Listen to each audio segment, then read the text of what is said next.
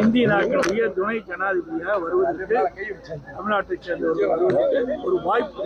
ஆகவே அனைத்து நாடாளுமன்ற கட்சி பேதமின்றி மரியாதைக்குரிய மாண்புமிகு ராதாகிருஷ்ணனை ஆதரிக்க வேண்டுமாய் அன்போடு இந்த நேரத்தில் கேட்கிறேன். சிபிஆர் அவர்கள் துணை குடியரசுத் தலைவராக பொறுப்பேற்க இருப்பதை உணர்ந்து எங்கள் வாழ்த்துக்களை தெரிவித்துக் கொள்கிறேன். ஜனாதிபதி வேட்பாளர் அறிவித்தால் கூட தமிழ்நாட்டு மக்கள் பாஜக பக்கம் சாய மாட்டார்கள் என்றால் பாஜகவுடைய மதவாதமும் பாசிசமும் தமிழ்நாட்டு மக்கள் தான் இந்தியாவிலேயே தெளிவாக புரிந்து வைத்திருக்கின்ற மாநிலம் தமிழ்நாடு. தெளிவாக புரிந்து வைத்துக் கொண்ட மக்கள் தமிழ்நாட்டு மக்கள். ஆகவே இதையெல்லாம் காட்டி தமிழ்நாட்டு மக்களை ஏமாற்ற முடியாது. தெளிவாக உள்ளவர்கள் தான் தமிழ்நாட்டு மக்கள். வணக்கம், இது கேள்விக்களம். மகாராஷ்டிரா ஆளுநரும் கோவையினுடைய முன்னாள் நாடாளுமன்ற உறுப்பினருமான திரு சிபி ராதாகிருஷ்ணனை பாரதிய ஜனதா கட்சி குடியரசு துணைத் தலைவர் பதவிக்கான வேட்பாளராக முன்மொழிந்திருக்கிறது. இப்போது இருக்கக்கூடிய சூழ்நிலையில் தேசிய ஜனநாயக கூட்டணிக்கு இருக்கக்கூடிய எண்ணிக்கை பெரும்பான்மை பலத்தின் அடிப்படையில் அவர் தேர்ந்தெடுக்கப்படுவது உறுதி என்று கூட சொல்லலாம். அவருக்கு எதிராக யாரை இந்தியா கூட்டணி களம் இறக்கப் போகிறது, போட்டியின்றி தேர்ந்தெடுக்கப்பட போகிறாரா என்ற கேள்வி ஒரு பக்கம் வருகிறது. ஜனாதிபதியாக ஒரு பழங்குடி சமுதாயத்து பெண்மணி முர்மு அவர்கள் தேர்ந்தெடுக்கப்பட்ட தருணத்தில் கூட போட்டி இருந்தது. எதிர்க்கட்சிகளை கலந்தாலோசிக்காமல் பொதுவாக ஒரு கருத்தொற்றுமையை எட்டாமல் பாஜக தன் வேட்பாளரை அறிவித்ததால் அவரை ஆதரிக்க முடியாமல் போனது என்று அப்போது சொல்லப்பட்டது. இப்போது போட்டியின்றி தேர்ந்தெடுக்கப்பட போகிறாரா என்பது ஒன்று. போட்டி என்றால் அரசியல் கருத்து ரீதியாக ஒரு அரசியல் போட்டி, அரசியல் எதிர்ப்பு என்பதை வெளிப்படுத்த வேண்டும் என்கிற ஒரு உணர்வில் அந்த போட்டி நடக்கப் போகிறதா என்பது இன்னொன்று. சிபி ராதாகிருஷ்ணன் தேர்ந்தெடுக்கப்பட்ட விதம் 2026 தேர்தல் தமிழ்நாட்டுக்கு நடக்க இருக்கக்கூடிய நிலையில் தமிழ்நாட்டைச் சேர்ந்த ஒருவருக்கு அந்த பதவி வழங்கப்படுவது என்பது அதன் பின்னணியில் இருக்கக்கூடிய வியூகங்கள் என்ன, என்ன கணக்கின் அடிப்படையில் இந்த வேட்பாளர் முன்னிறுத்தப்படுகிறார் என்பது ஒன்று. இன்னொன்று, அஇஅதிமுகவினுடைய பொதுச் செயலாளர் எதிர்க்கட்சியினுடைய தலைவர் திரு எடப்பாடி பழனிசாமி அவர்கள் தமிழ்நாட்டைச் சேர்ந்தவர் நிறுத்தப்பட்டிருக்கிறார், தமிழ்நாட்டு எம்பிக்கள் எல்லோரும் அவரை ஆதரிக்க வேண்டும் என்று அன்போடு கேட்டுக்கொள்வதாக சொல்லியிருக்கிறார். அதை காங்கிரஸ், கம்யூனிஸ்ட் கட்சிகள் நிராகரித்திருக்கின்றன. தமிழ்நாட்டைச் சேர்ந்தவர் என்பதால் எந்த கட்சியைச் சேர்ந்தவரை வேண்டுமானாலும் எல்லோரும் ஆதரிக்க வேண்டும் என்று எதிர்பார்ப்பது நியாயமான ஒன்றா? இதனால் தமிழ்நாட்டுக்கு என்ன நன்மைகள் வரப்போகின்றன, தமிழ்நாட்டுக்கு இதனால் பெருமையும் சிறப்பும் என்ன வரப்போகிறது என்கிற பல அம்சங்களை விவாதிக்க போகிறோம். நம்மோடு சிபிஎம் மாநில செயலாளர் திரு சண்முகம் அவர்கள், பாரதிய ஜனதா கட்சியின் செய்தி தொடர்பாளர் திரு ஜி.கே. நாகராஜ் அவர்கள், திமுகவின் செய்தி தொடர்பாளர் திரு கான்ஸ்டன்டைன் ரவீந்திரன் அவர்கள், தமிழ் தேசிய விடுதலை இயக்கத்தின் தோழர் தியாக அவர்கள், பத்திரிகையாளர் திரு ரங்கராஜ் அவர்கள், அனைவருக்கும் வணக்கம். நான் தோழர் சண்முகம் அவருடைய முதற் பார்வையை கேட்கணும். சிபி ராதாகிருஷ்ணன் அவர்களை தமிழ்நாட்டைச் சேர்ந்தவர் என்பதால் ஆதரிக்க வேண்டும் அப்படின்னு திரு எடப்பாடி பழனிசாமி பேசியிருக்கிறாரு. அப்படி அவருடைய கோரிக்கையை, வேண்டுகோளை நீங்கள் எப்படி பார்க்குறீங்க? தமிழ்நாட்டுக்கு இதனால் என்ன பலன், என்ன வியூகம் இந்த வேட்பாளர் தேர்வுக்கு பின்னாடி இருந்திருக்கும்? இன்றைய தினம் பாரதிய ஜனதா கட்சி இந்திய குடியரசு துணைத் தலைவருக்கான வேட்பாளராக திரு சிபி ராதாகிருஷ்ணன் அவர்களை அறிவித்திருக்கிறார்கள். திரு சிபி ராதாகிருஷ்ணன் அவர்கள் அறிவித்ததை ஒட்டி தமிழ்நாட்டில் ஒரு தமிழருக்கு இத்தகைய வாய்ப்பு கிடைத்திருக்கிறது. இதனால் தமிழ்நாட்டில் மிகப்பெரிய தமிழ்நாட்டுக்கு ஒரு வாய்ப்பாக இருக்கும் என்கிற முறையிலெல்லாம் சமூக வலைதளங்களிலும் ஊடகங்களிலும் பல்வேறு கருத்துக்களை வெளிப்படுத்தி கொண்டிருக்கிறார்கள். நான் என்ன சொல்ல விரும்புகிறேன்னா, ஏற்கனவே தமிழ்நாட்டிலிருந்து திரு ஆர் வெங்கட்ராமன் அவர்கள் குடியரசு துணைத் தலைவராக இருந்திருக்கிறார், குடியரசுத் தலைவராகவே இருந்திருக்கிறார். பிறகு மதிப்பிற்குரிய திரு அப்துல் கலாம் அவர்கள் குடியரசுத் தலைவராக தமிழகத்திலிருந்து தேர்ந்தெடுக்கப்பட்டிருக்கிறார். இப்படி பலர் இருந்தபோது எப்படி தமிழ்நாட்டுக்கென்று சிறப்பாக அல்லது குறிப்பிட்டு சொல்லக்கூடிய வகையில் எந்த விதமான முன்னேற்றமோ வளர்ச்சியோ ஏற்படவில்லையோ, அதே போலவே தான் திரு சிபி ராதாகிருஷ்ணன் அவர்கள் குடியரசு துணைத் தலைவராக தேர்ந்தெடுக்கப்பட்டாலும் தமிழ்நாட்டுக்கு எதுவும் புதிதாக வரப்போவதில்லை. இன்னும் சொல்லப்போனால் ஒரு சுண்டக்காய் அளவுக்கு கூட எந்த விதமான பிரயோஜனமும் தமிழ்நாட்டுக்கு இருக்க போவதில்லை. நான் இன்னொன்று என்ன கேட்க விரும்புகிறேன், தமிழ்நாட்டுக்காரர் தேர்ந்தெடுக்கப்பட்டால் தமிழ்நாட்டுக்கு நல்லதுன்னா, இப்போ குடியரசுத் தலைவராக இருக்கக்கூடிய மதிப்பிற்குரிய திரௌபதி முர்மு அவர்கள் பழங்குடி இனத்தை சார்ந்தவர். அவர் நிறுத்தப்பட்ட போது இப்படித்தான் நாடு முழுவதும் பிரச்சாரம் செய்யப்பட்டது. அவர் பழங்குடி இனத்தவர், பழங்குடி மக்களுடைய முன்னேற்றத்திற்கு ஒரு மிகப்பெரிய வாய்ப்பாக இருக்கும், பழங்குடி மக்களுக்கு யார் இப்படிலாம் வாய்ப்பு கொடுத்தா என்கிற முறையிலெல்லாம் பிஜேபியினுடைய இந்த தேர்வை மிகப்பெரிய முறையில் சித்தரித்து அதை வரவேற்று நிறைய கருத்துக்கள் என்பது பெறப்பட்டது. ஆனால் பழங்குடி இனத்தவர் குடியரசுத் தலைவராக இருக்கக்கூடிய காலத்திலே தான் மணிப்பூரில் பழங்குடி மக்கள் நிர்வாணப்படுத்தப்பட்டு கொடூரமான அரச வன்முறைக்கு உள்ளாக்கப்பட்டு பெரும் படுகொலைகளும் பாலியல் வன்கொடுமைகளும் நடந்து கொண்டிருக்கிறது. நாடு முழுவதும் பழங்குடி மக்கள் தங்களுடைய நிலங்களிலிருந்து வெளியேற்றுகிற கொடுமை என்பது நடக்கிறது. இதிலிருந்து என்ன தெரியுது, குடியரசுத் தலைவருக்கு எந்த விதமான அதிகாரமும் கிடையாது.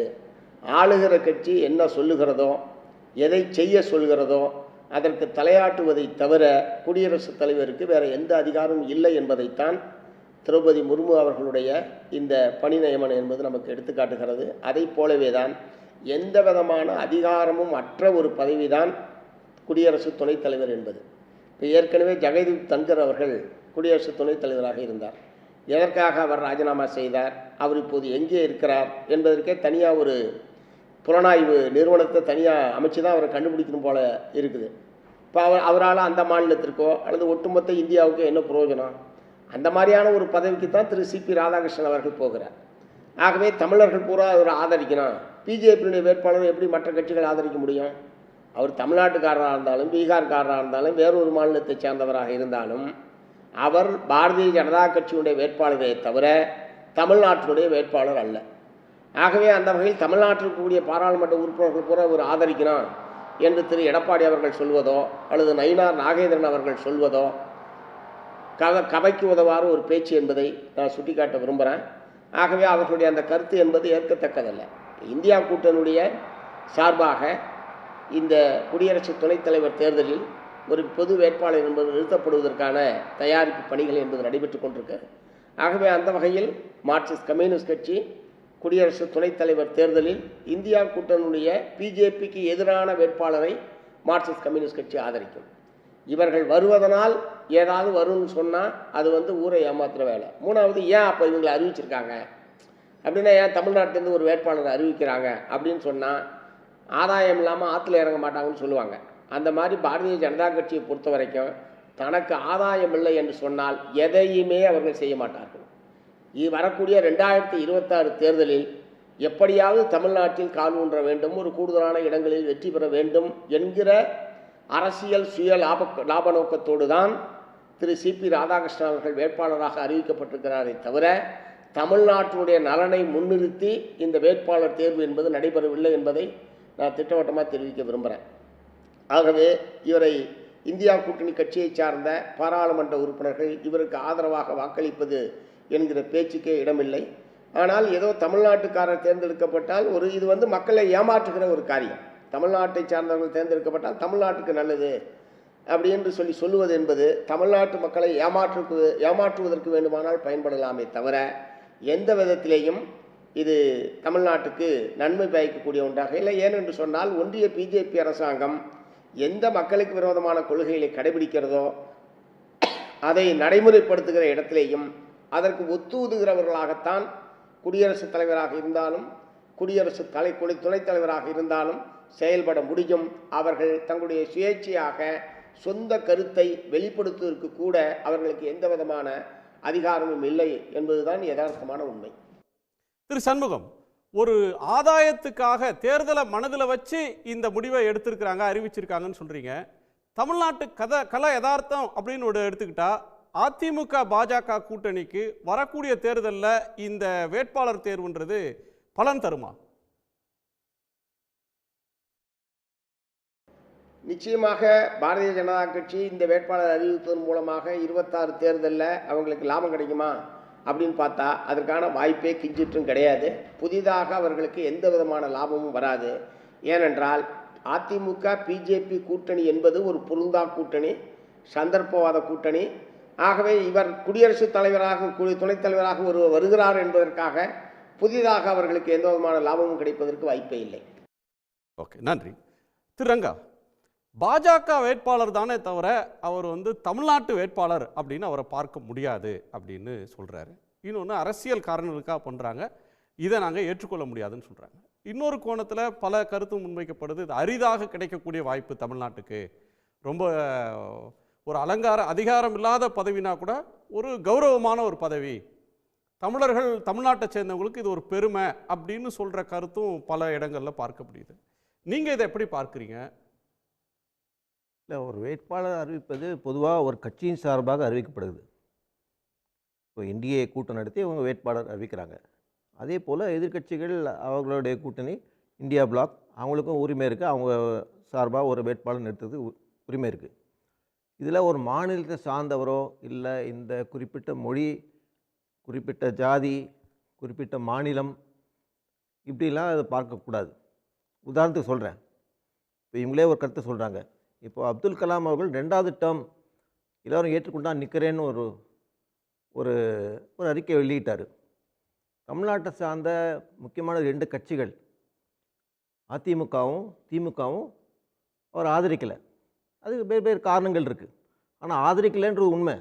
அப்துல் கலாம் போன்ற ஸ்டேச்சர் உள்ள ஒரு வேட்பாளரை 2வது முறை நிற்க விரும்பும்போது பல கட்சிகள் அவங்க கட்சிக்கு ஏற்றாப்போல் முடிவு எடுக்கிறதுக்கு அவங்க உரிமை இருக்குது. அது தமிழர் என்பதற்காக கலாம் ஆதரித்தார்களா? இல்லை.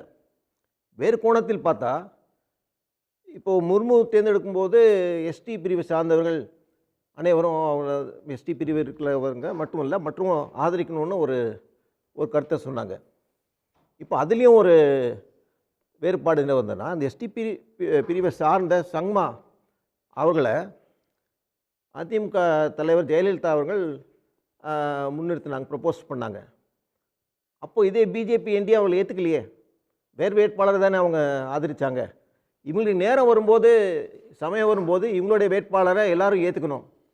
That it's makes of political arrogance or political ignorance, எப்படினாலும் எடுத்துக்கலாம். அவங்க வேட்பாளர்னு வரும்போது எல்லாரும் ஏற்றுக்கணும்னு சொல்கிறாங்க. பிரதமர் வேட்பாளர், முதலமைச்சர் வேட்பாளர் அப்படின்னு சொல்கிறாங்கன்னா அது வந்து முழுக்க அரசியல். அவர் ஒரு பிரதமராக தேர்ந்தெடுக்கப்பட்ட பிறகு அவர் பிஜேபிக்காரர் தான், முதலமைச்சராக தேர்ந்தெடுக்கப்பட்ட பிறகும் முதலமைச்சர் வந்து திமுககாரர் தான். பட் ஒரு ஜனாதிபதி, துணை ஜனாதிபதி அப்படின்னு வர்றப்ப கட்சிகள் நிறுத்தலாம், ஆனால் அவங்க வகிக்கிற பதவி கட்சி அரசியலுக்கு அப்பாற்பட்ட ஒரு பதவி. அந்த கோணத்தில் பார்க்கும்போது தமிழ்நாட்டுக்கு அவ்வப்போது கிடைக்கிற பதவி இது இல்லை, கட்சி வித்தியாசத்தெல்லாம் மறந்துட்டு இதை பார்க்கணும் அப்படின்னு வித்தியாசம் இல்லை குணா. கட்சி வித்தியாசம் மறுக்கிறதுக்கான வாய்ப்பு இது பொதுமக்கள் அளிக்கின்ற வாக்கல்ல. அரசியல் கட்சிகள் அதை சார்ந்த எம்பிக்கள் வாக்களிக்கிறாங்க. ஒரு கட்சியை சார்ந்த எம்பிக்கள், இதுதான் எலக்டோரல் காலேஜ். இது பொதுமக்கள் இருக்கிற வாக்களிப்புனா தமிழர்கள் அனைவரும் அவருக்கு வாக்களிக்கணும்னு சொல்லி கேட்கலாம். ஆனால் கட்சி நிலைப்பாடு எடுத்தவங்க கட்சி சார்பாக தான் அவங்க முடிவு எடுப்பாங்க. இப்போ உதாரணத்துக்கு குஜராத்தில் காங்கிரஸ் ஒரு வேட்பாளர் பிரதமர் வேட்பாளராக நிறுத்துறதுன்னு வச்சுங்க, மோடியும் அமித்ஷாவும் நாங்கள் யாரும் பிரதமர் வேட்பாளருக்கு வரல, எங்கள் கட்சியில் யாரும் நிறுத்தலைன்னு சொல்லுவாங்களா? அகமது பட்டேல் விலகி இருப்பாங்களா? குஜராத்தில் ஒரு காங்கிரஸ் வேட்பாளர் வந்து நாடு முழுக்க இந்தியா அலையன்ஸ் கூடி குஜராத்தை சார்ந்த குஜராத்தியை நாங்கள் பிரதமராக ஒரு வேட்பாளர் நிறுத்துகிறோம், நீங்கள் எல்லாம் ஆதரிங்க அப்படின்னு சொன்னால் ஆதரிச்சுடுவாங்களா? அது போல தான் இருக்குது. இது எப்படி அரசியலில் முடிவின்படி இது நடக்குது. இது வந்து ஒரு பொலிட்டிக்கல் கால்குலேஷன். எந்த ஒரு தேர்வுக்கு பிறகும் ஒரிசா தேர்தலுக்கு முன்னாடி முர்மு வர்றாங்க, ஒரு பெரிய பதவி, ஒரு பெண்மணி வர்றாங்கன்றது ஒரு சிம்பாலிக்காக இருந்தாலும் ஒரு முக்கியமான ஜெஸ்டராக பார்க்கப்பட்டுச்சு. அதனால் எம்பவர்மெண்ட் கிடைச்சதா இல்லையான்னு ஒரு கேள்வியை திரு சண்முகம் எழுப்புறார். அப்துல் கலாம் ஜனாதிபதியாக இருக்கும்போது தான் குஜராத் ப்ரோக்ராம் நடந்தது. அப்போ வந்து இஸ்லாமியர்களுக்கு எதிரான வன்முறை ஒன்றும் நின்றுல. ஸோ ஒரு தலித் கேஆர் நாராயணன் ஜனாதிபதியாக இருக்கும்போது தலித்துகளுக்கு எதிரான ஒடுக்குமுறை நடக்காமல் போயிடல. ஸோ அது ஒரு சிம்பாலிக்கான பதவி அப்படின்ற கோணத்தில் பார்த்தா கூட அந்த பதவியை அலங்கரிக்கிற இடத்துக்கு தமிழ்நாட்டிலேருந்து ஒரு ஸ்டேச்சரோட லீடர் போகிறாங்க, அது அப்படி பார்க்க வேண்டாமான்னு கேட்குறாங்க. இல்லை, தமிழ்நாடு ஸ்டேச்சர்னா ஆர்வி கட்டுறாமன்னு இருந்திருக்காரு. கவர்னர் ஜெனரல் ராஜாஜி மிக உயர்ந்த போஸ்ட் நாடு விடுதலை ஆடும்போது அதில் இருந்திருக்காங்க. அப்போது ஃபைனான்ஸ் மினிஸ்டராக டிடி கிருஷ்ணமாச்சாரி இருந்திருக்காங்க. சிதம்பரம் போன்ற எவ்வளோ தமிழ்நாடு சார்ந்தவர் பல போஸ்ட் இருந்திருக்காங்க. இப்போது நீங்கள் ஒரு குறிப்பிட்ட போஸ்ட்டுன்னு வரும்போது எல்லோரும் ஏற்றுக்கணும்னு சொன்னோம்னா எல்லோரும் ஏற்றுக்கக்கூடிய ஒரு தன்மை காட்டுதா? ஆளுங்கட்சி. சரி, இது ஒரு அரசியல் கட்சியோட தேர்வு தான் சொல்றீங்க. பட் என்ன அந்த அரசியல் கட்சியோட தேர்வுக்கு பின்னாடி என்ன வியூகம் இருக்குன்னு நினைக்கிறீங்க? ரெண்டாவது, இது ஒரு அரசியல் முடிவு தான். சரி, தமிழ்நாட்டை நோக்கி தமிழ்நாடு மக்கள் வாக்காளர்களை தன் வசம் இழுத்துக்கொள்ள ஒரு முயற்சி என்று நல்லா தெளிவாக தெரியுது. ஆனால் அந்த முயற்சி கை கொடுக்குமா என்பது சந்தேகம்தான். ஏன்னா இது போல் ஏற்கனவே நம்ம பல பிஜேபி செய்கின்ற மொழி சார்ந்த மாநிலம் சார்ந்த சில முடிவுகள் வெறும் டோக்கனிசம் தான். ஒரு கோட்டா சிஸ்டம் மாதிரி ஒரு டோக்கனிசம் அப்படின்றத ஒரு சும்மா ஒரு சாம்பிளுக்கு எதுவும் செய்கிற மாதிரி செய்கிறாங்களே தவிர உள்ளபூர்வமாக தமிழ்நாடுடைய பண்பாடு, கலாச்சாரம், மொழி, இதுக்கு வேண்டிய நிதிகள் இதெல்லாம் வழங்கப்படுகிறதா இல்லை. நீங்கள் இப்போ உதாரணத்துக்கு கீழடி விஷயமே எடுத்துங்க. நேரடியாகவே கீழடியில் இந்த இவ்வளோ பெரிய அதுவும் மத்திய சார்ந்த ஏஎஸ்ஐ அவங்க செய்கின்ற ஒரு ஃபைண்டிங் கூட எப்படியாவது பண்பாட்டு என்ற அந்த கோணத்திலிருந்து இது எப்படியாவது மறுக்கணும், தடுக்கணும்னு ஒரு முயற்சி ஏன் செய்கிறாங்க? இப்போ தமிழர்கள்லாம் என்று ஒரு முடிவு எடுத்தாங்கன்னா கீழடின்னு கேட்டு இப்போ நீ போற்றி பாராட்டணும், உலகமெல்லாம் அது கொண்டு போகணும். வேற விஷயத்தை இதோட சேர்த்து பார்க்கணுமான்ற ஒரு கேள்வி எழுப்புறாங்க. நான் திரு ஜி.கே. நாகராஜோட கோணத்தை கேட்கிறேன். திரு ஜி.கே. நாகராஜ், எந்த அடிப்படையில் எதற்காக சிபிஆர் முன்னிறுத்தப்பட்டாரு? அப்படி முன்னிறுத்துறதுக்கு முன்னாடி ஆதாயம் இல்லாமல் ஆற்றுல இறங்க மாட்டாங்கன்னு திரு சண்முகம் ஒரு பழமொழியை வேற சொல்றாரு.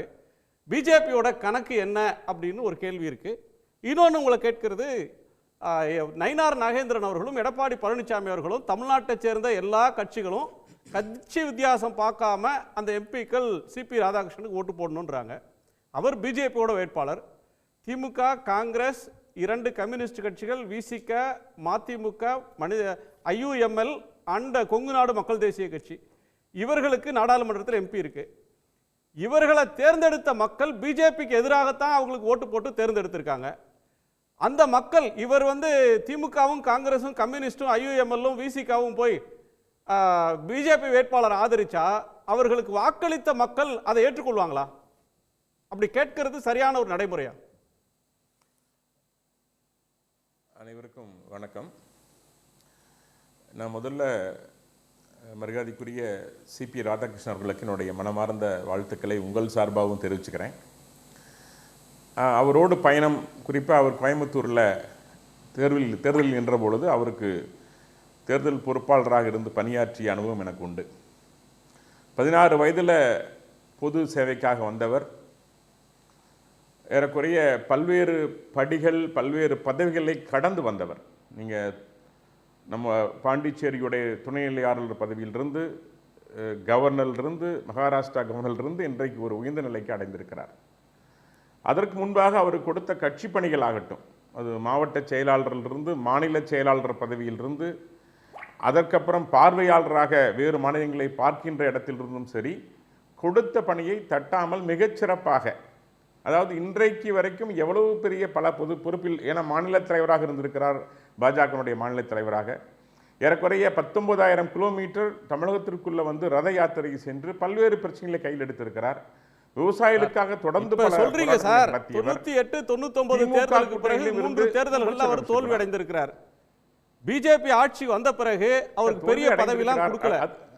அண்ணாமலை போன்றவர்கள், வானதி சீனிவாசன் போன்றவர்கள் ஒரு தேசிய பதவிகளுக்கும் மாநில பதவிக்கும் வரும்போது கூட சிபிஆர் பெரிய ஸ்பேஸ் அவருக்கு கொடுக்கல. 20 வருஷமா அவர் பெரிய முக்கியமான பதவிகளில் இல்லாமல் இருக்கிறது தான் பார்த்தோம்.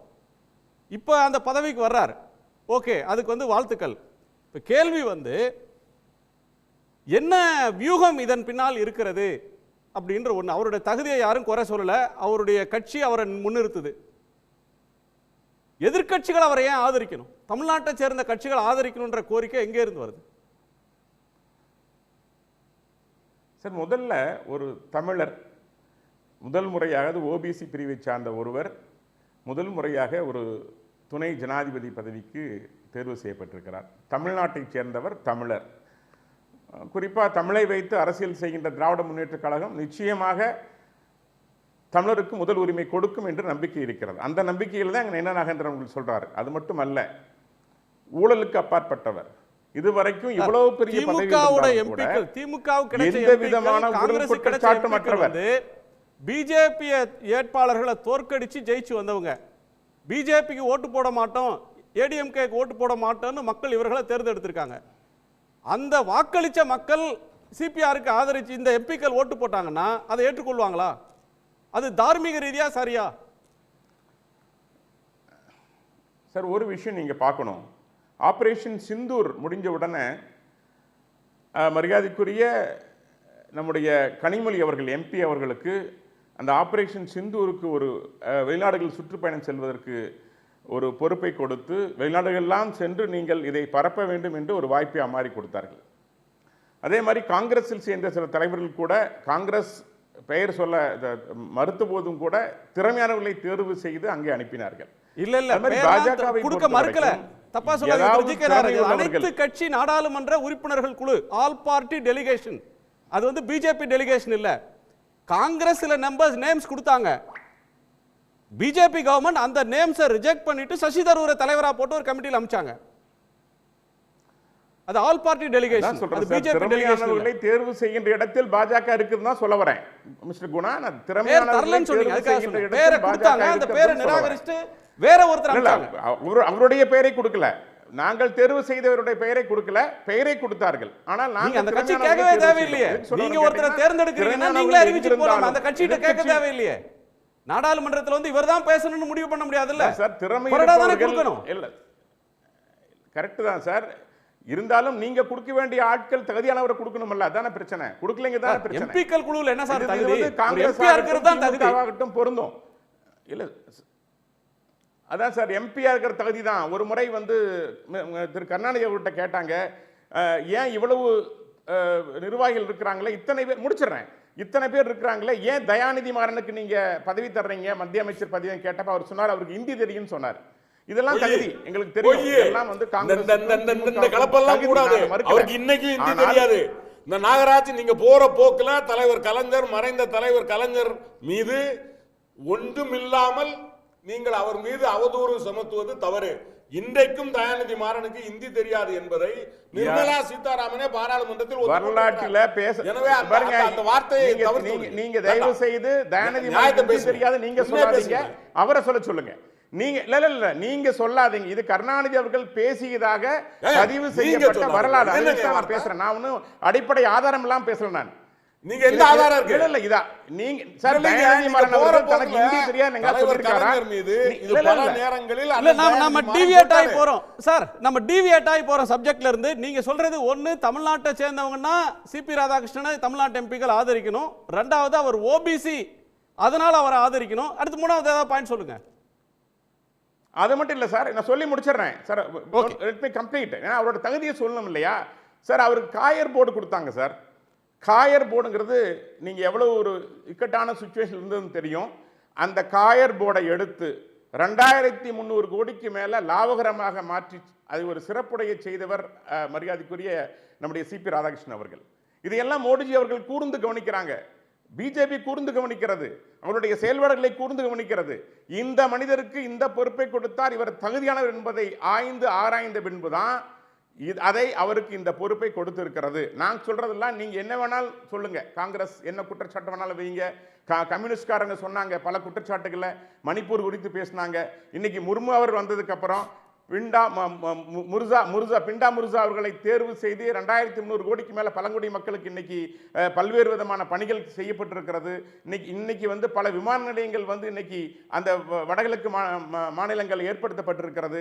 இன்னைக்கு மணிப்பூர் பற்றி சொன்னீங்க, மணிப்பூர் பிரச்சனையை சரி செய்யறப்ப தான் அங்கே பிரச்சனை வெடிக்கிறதுங்கிறதையும் நான் சொல்ல கடமைப்படுறேன். இது எப்படி அமெரிக்காவில் வந்து இன்னைக்கு அமெரிக்கா நம்மளை வலுக்கட்டாயமாக நம்முடைய வளர்ச்சியை பொறுத்துக் கொள்ளாமல் நம் மீது வரியை விதிக்கிறதோ, அதுபோல அங்கே மணிப்பூரிலும் இன்றைக்கு நம்முடைய அந்த தீர்வை ஏற்றுக்கொள்ள முடியாமல் துடிக்கின்ற ஒரு தீவிரவாத கூட்டம் செயல்பட்டுக் கொண்டிருக்கிறது. இன்றைக்கு நக்சலைட்டுகள் முழுமையாக ஒழிக்கப்பட்டு 90% ஒழிக்கப்பட்டு பலர் இன்னைக்கு சரணடைந்து கொண்டிருக்கிறார்கள்.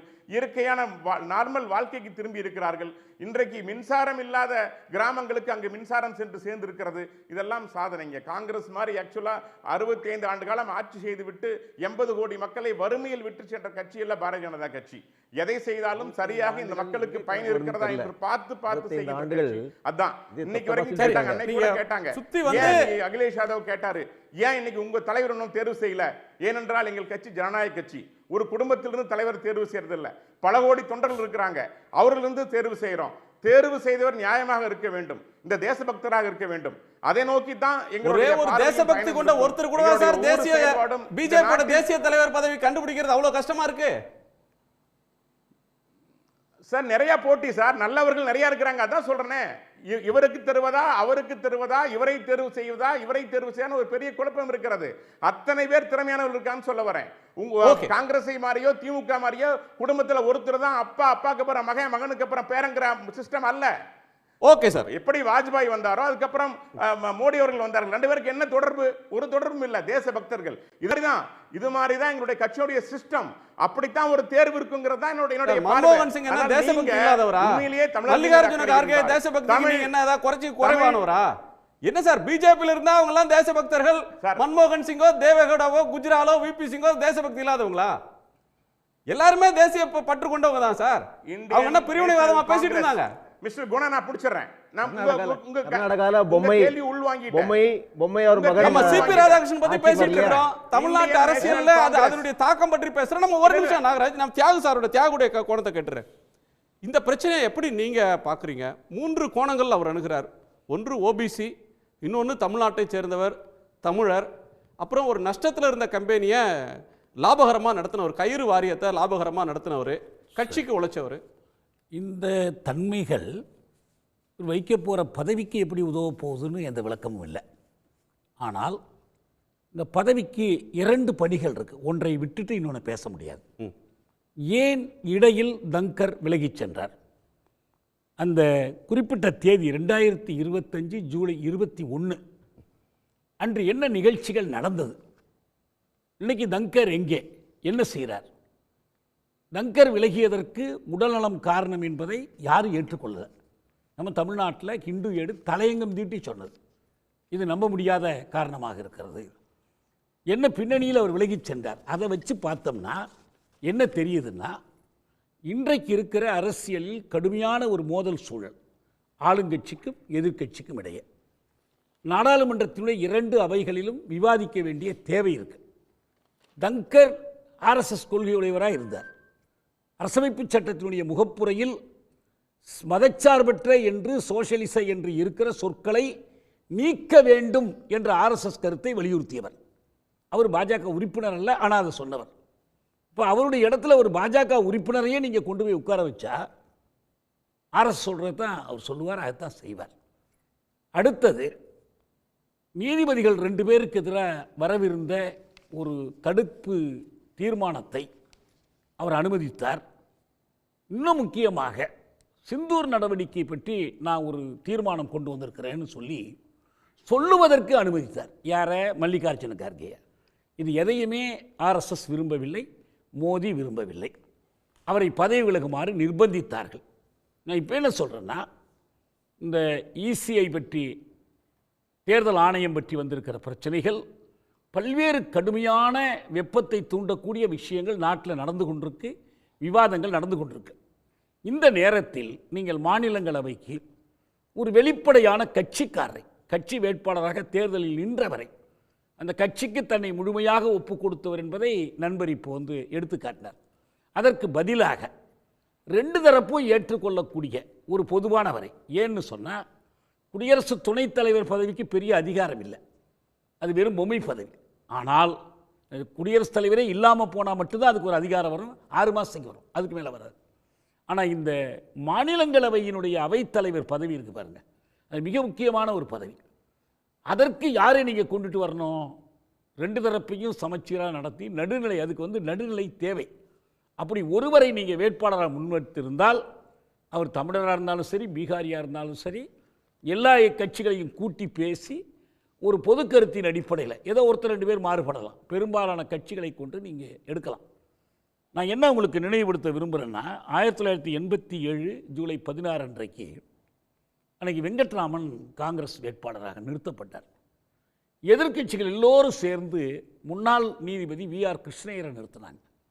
கிருஷ்ணய்யர் இந்த கட்சியை சேர்ந்தவர் அல்ல, அவருக்கு எல்லோருக்கும் தெரியும் அவர் ஒரு நீதிமன்ற மாண்புகளை கடைபிடிக்கக்கூடியவர். ஆனால் அவர் என்ன செஞ்சார்னா, ஒவ்வொரு வாக்காளருக்கும் கடிதம் எழுதினார்.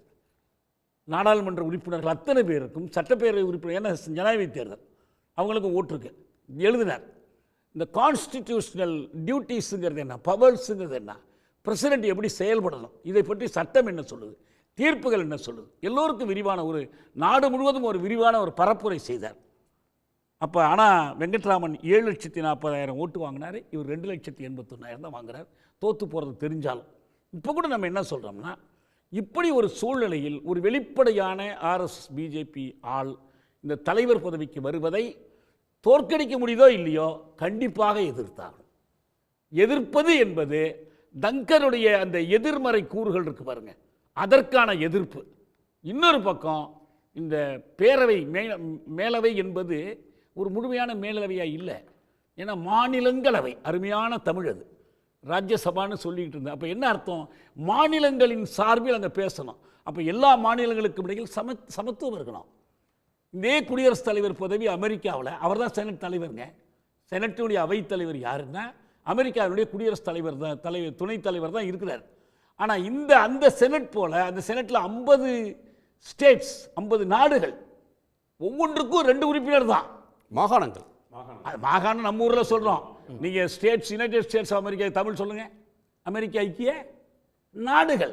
ஏன்னா இறைமை கொண்டவை. நமக்கு ஏன் ப்ராவின்ஸ் நீங்கள் பேர் வைக்கல, நமக்கு ஏன் பிரசிடென்சின்னு பேர் வைக்கல, ஏன் ஸ்டேட்னு பேர் வச்சோம்? நம்மளும் நாடு தான், தமிழ்நாடுன்னு பேர் வச்சுருக்கோமே, சும்மா வச்சுருக்கோம். எல்லாரும் அதுதான். நீங்கள் ராஜஸ்தான் இருக்குது, மகாராஷ்டிரம் இருக்கு. ராஷ்டிரம்னா என்ன, தேசம் தானே. அதனால் அதில் ஒன்றும் இப்போ இதில் நீங்கள் எந்த பேரும் சொல்லுங்கள். சரி, மாகாணம் இல்லை, சரி மாநிலமாக சொல்லுங்கள். குறுநிலம் அல்ல, அதான் அர்த்தம். மாநிலம்னா குறுநிலம் அல்ல. ஓகே, ஒரு அரசியல் ரீதியாக இதை அணுகணும். அரசியல் ரீதியாக தோற்கிறது ஜெயிக்கிறதுன்னு பார்க்காம எதிர்த்து நிற்கிறது அரசியல் கடமை, இந்த கட்சிகளோட கடமை. பதவியை இந்த கட்சி எப்படி பயன்படுத்தி இருக்குங்கிறத நம்ம எடுத்து காட்டணும். இதுக்கு முந்தி 2 பேர் விலகினாங்க. விவி கிரி ஒரு முறை விலகினார். ஏன்னா அவர் அடுத்து பிரசிடென்ட் எலெக்ஷன் நிறுத்துறதுக்காக கொண்டு போய் இந்திரா காந்தி அவரை விலக சொல்லி கொண்டு நிறுத்தினாங்க. இவர் வெங்கட்ராமன் விலகினார், துணை குடியரசுத் தலைவர் பதவியிலிருந்து விலகி. இப்போ அப்பையெல்லாம் இல்லாத அளவுக்கு இதான் ரொம்ப முக்கியமாக கருதுகிறேன். அரசியல் களம் 2 துருவங்களாக கடுமையாக பிரிந்து கிடக்கிறது. வீதிக்கு வந்து மக்கள் போராடி கொண்டிருக்கிறாங்க. நடுநிலையை பற்றி கடந்த காலத்தில் கேள்வி எழுப்பப்படாத, பெரும்பாலும் கேள்வி எழுப்பப்படாத தேர்தல் ஆணையம் இன்றைக்கு கேள்விக்குரியதாக மாறி இருக்கு. ஓட்டு திருடிகள்ங்கிற பெயரையே எதிர்க்கட்சி தலைவர் கொடுத்துருக்கார், ஓட்சோரி. இந்த சூழ்நிலையில் குறைந்தது இந்த மாநிலங்களவையில், நாடாளுமன்றத்தின் ஒரு பகுதியாக இருக்கிற மாநிலங்களவையில் 2 தரப்பும் ஏற்றுக்கொள்ளக்கூடிய, நடுநிலை வைக்கக்கூடிய ஒரு வேட்பாளரை நிறுத்தி இருக்கணும். நிறுத்த தவறியதால் இப்போ என்ன பண்ண வேண்டியிருக்குன்னா, நடைமுறையில் எப்படி சாத்தியம்? இப்போ வந்து ஒரு பிசி அலெக்சாண்டர் மாதிரி ஆட்கள் போனாங்க. அடுத்து நீங்கள் ஹமீத் அன்சாரி மாதிரி, ப்ரொஃபஸர் ஹமீத் அன்சாரி மாதிரி உள்ளவங்க நேரடி அரசியல் கட்சி உறுப்பினர்களில் பொதுவான இன்டெலெக்சுவல்ன்ற முறையில் இருந்தாங்க. ஆனால் வெங்கையா நாயுடு ஆந்திராவிலிருந்து போனார். அவர் ஒரு கட்சியின் பிரதிநிதி. பொதுவாக துணை ஜனாதிபதின்றது எந்த கட்சிக்கு பெரும்பான்மை இருக்கோ அவங்க வர்றது தானே இயற்கை. வந்த பிறகு அவங்க அவையை நடுநிலையாக நடத்தணும். தமிழ்நாட்டில் சபாநாயகர் இருக்காங்க, வந்த பிறகு கட்சிக்காரங்க தானே சபாநாயகராக வர்றாங்க. வந்த பிறகு நடுநிலையாக நடத்தணும்னு தங்கர்ட்டியே எதிர்பார்க்க முடியல. ஏன்னா மேற்கு வங்கத்தில் ஒரு ரெக்கார்ட் பண்ணிட்டு தான் இங்கே வர்றாரு. இப்போ நான் சொல்கிறது என்னென்னா, பாஜகவுக்கு நாடாளுமன்ற ஜனநாயகத்தில் எதிர்க்கட்சிகளுடைய வாதிடும் உரிமையில் நம்பிக்கை இருக்குதா? இருக்குமானால் அவங்க இப்படி ஒருத்தரை முன்னிறுத்தட்டும். எதிர்க்கட்சிகளையும் கூட்டி பேசியிருக்கணும். எதையுமே செய்யலை, நான் விருப்பத்துக்கு ஒரு கட்சி வேட்பாளர் தெரிஞ்சு போச்சு. நீங்க இதை சொல்றீங்க. நீங்க திருச்சி சிவா போன்றவங்களோ, மல்லிகார்ஜுன கார்கே போன்றவங்களோ மாநிலங்களவையவே பிரதமரும் மற்ற மூத்த அமைச்சர்களும் மதிக்கிறது இல்லை, பிரதமர் இந்த அவைக்கே வருவதில்லை, அவர் எங்களுக்கு தயவு செஞ்சு கூட்டுவாங்கன்னு துணைத் தலைவரை பார்த்து கேட்டதையும் பார்த்தோம். ஆமாங்க, விதிப்படி இந்த அவை நடத்தப்பட வேண்டும் என்பதில் நம்பிக்கை இருந்தால் நீங்க என்ன செய்யணும்? பெரிய கட்டணம் கட்டி வச்சா போதாது, கொஞ்சம் பெரிய மனசும் இருக்கணும். ஓகே, நான் ஒரு பத்திரிகையாளருடைய பார்வை கேட்கலாம். திரு மாதவன் நாராயணன், சிபிஆருடைய ராதாகிருஷ்ணனுடைய செலெக்ஷனுக்கு பின்னாடி இருக்கிற பாலிடிக்ஸ் என்ன வியூகத்துக்காக பண்ணாங்க? தமிழ்நாட்டில் பிஜேபியை வளர்க்கணுன்றது என்னமா? வட இந்தியாவில் வேற ஏதாவது நெருக்கடியா? தங்கர் பிளேஸ்க்கு அதே ஸ்டேச்சரோட அவங்களால வட இந்தியாவில் ஆளை தேர்ந்தெடுக்கிறதுல சிரமம் இருந்ததா? இல்லை தமிழ்நாட்டில் வேற கணக்கு இருக்கா? இந்தியா கூட்டணியில் திமுகவுக்கு தமிழ்நாட்டில் இருக்கிற எதிர்க்கட்சிகளுக்கு ஒரு சங்கடத்தை தர்றது அல்லது ஒரு நெருக்கடியை தர்ற ஒரு வியூகம் இதுக்கு பின்னாடி இருக்கா? வணக்கம் குணா.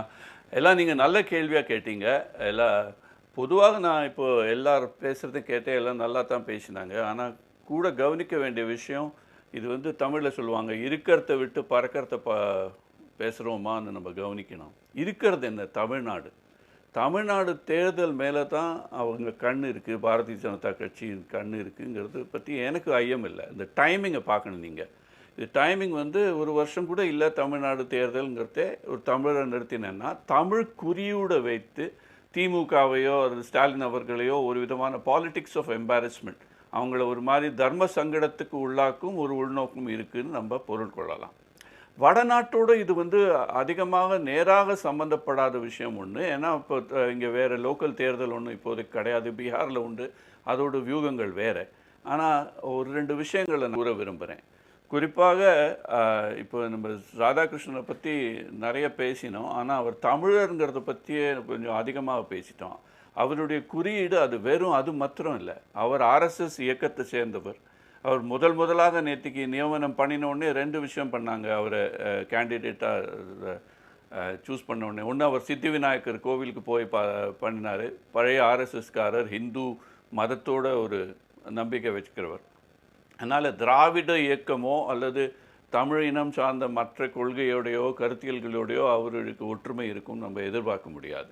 இது இந்துத்துவ ஆனால் அதை அவர் வந்து நம்ம இன்னொரு கோணத்தில் பார்க்கலாம். இதை அவர் எந்த சமூகத்தை, எந்த தமிழ்நாட்டின் எந்த பகுதியை சேர்ந்தவர்னு பார்த்தா, திருப்பூர்காரர், கோயம்புத்தூரில் எம்பியாக இருந்திருக்காரு.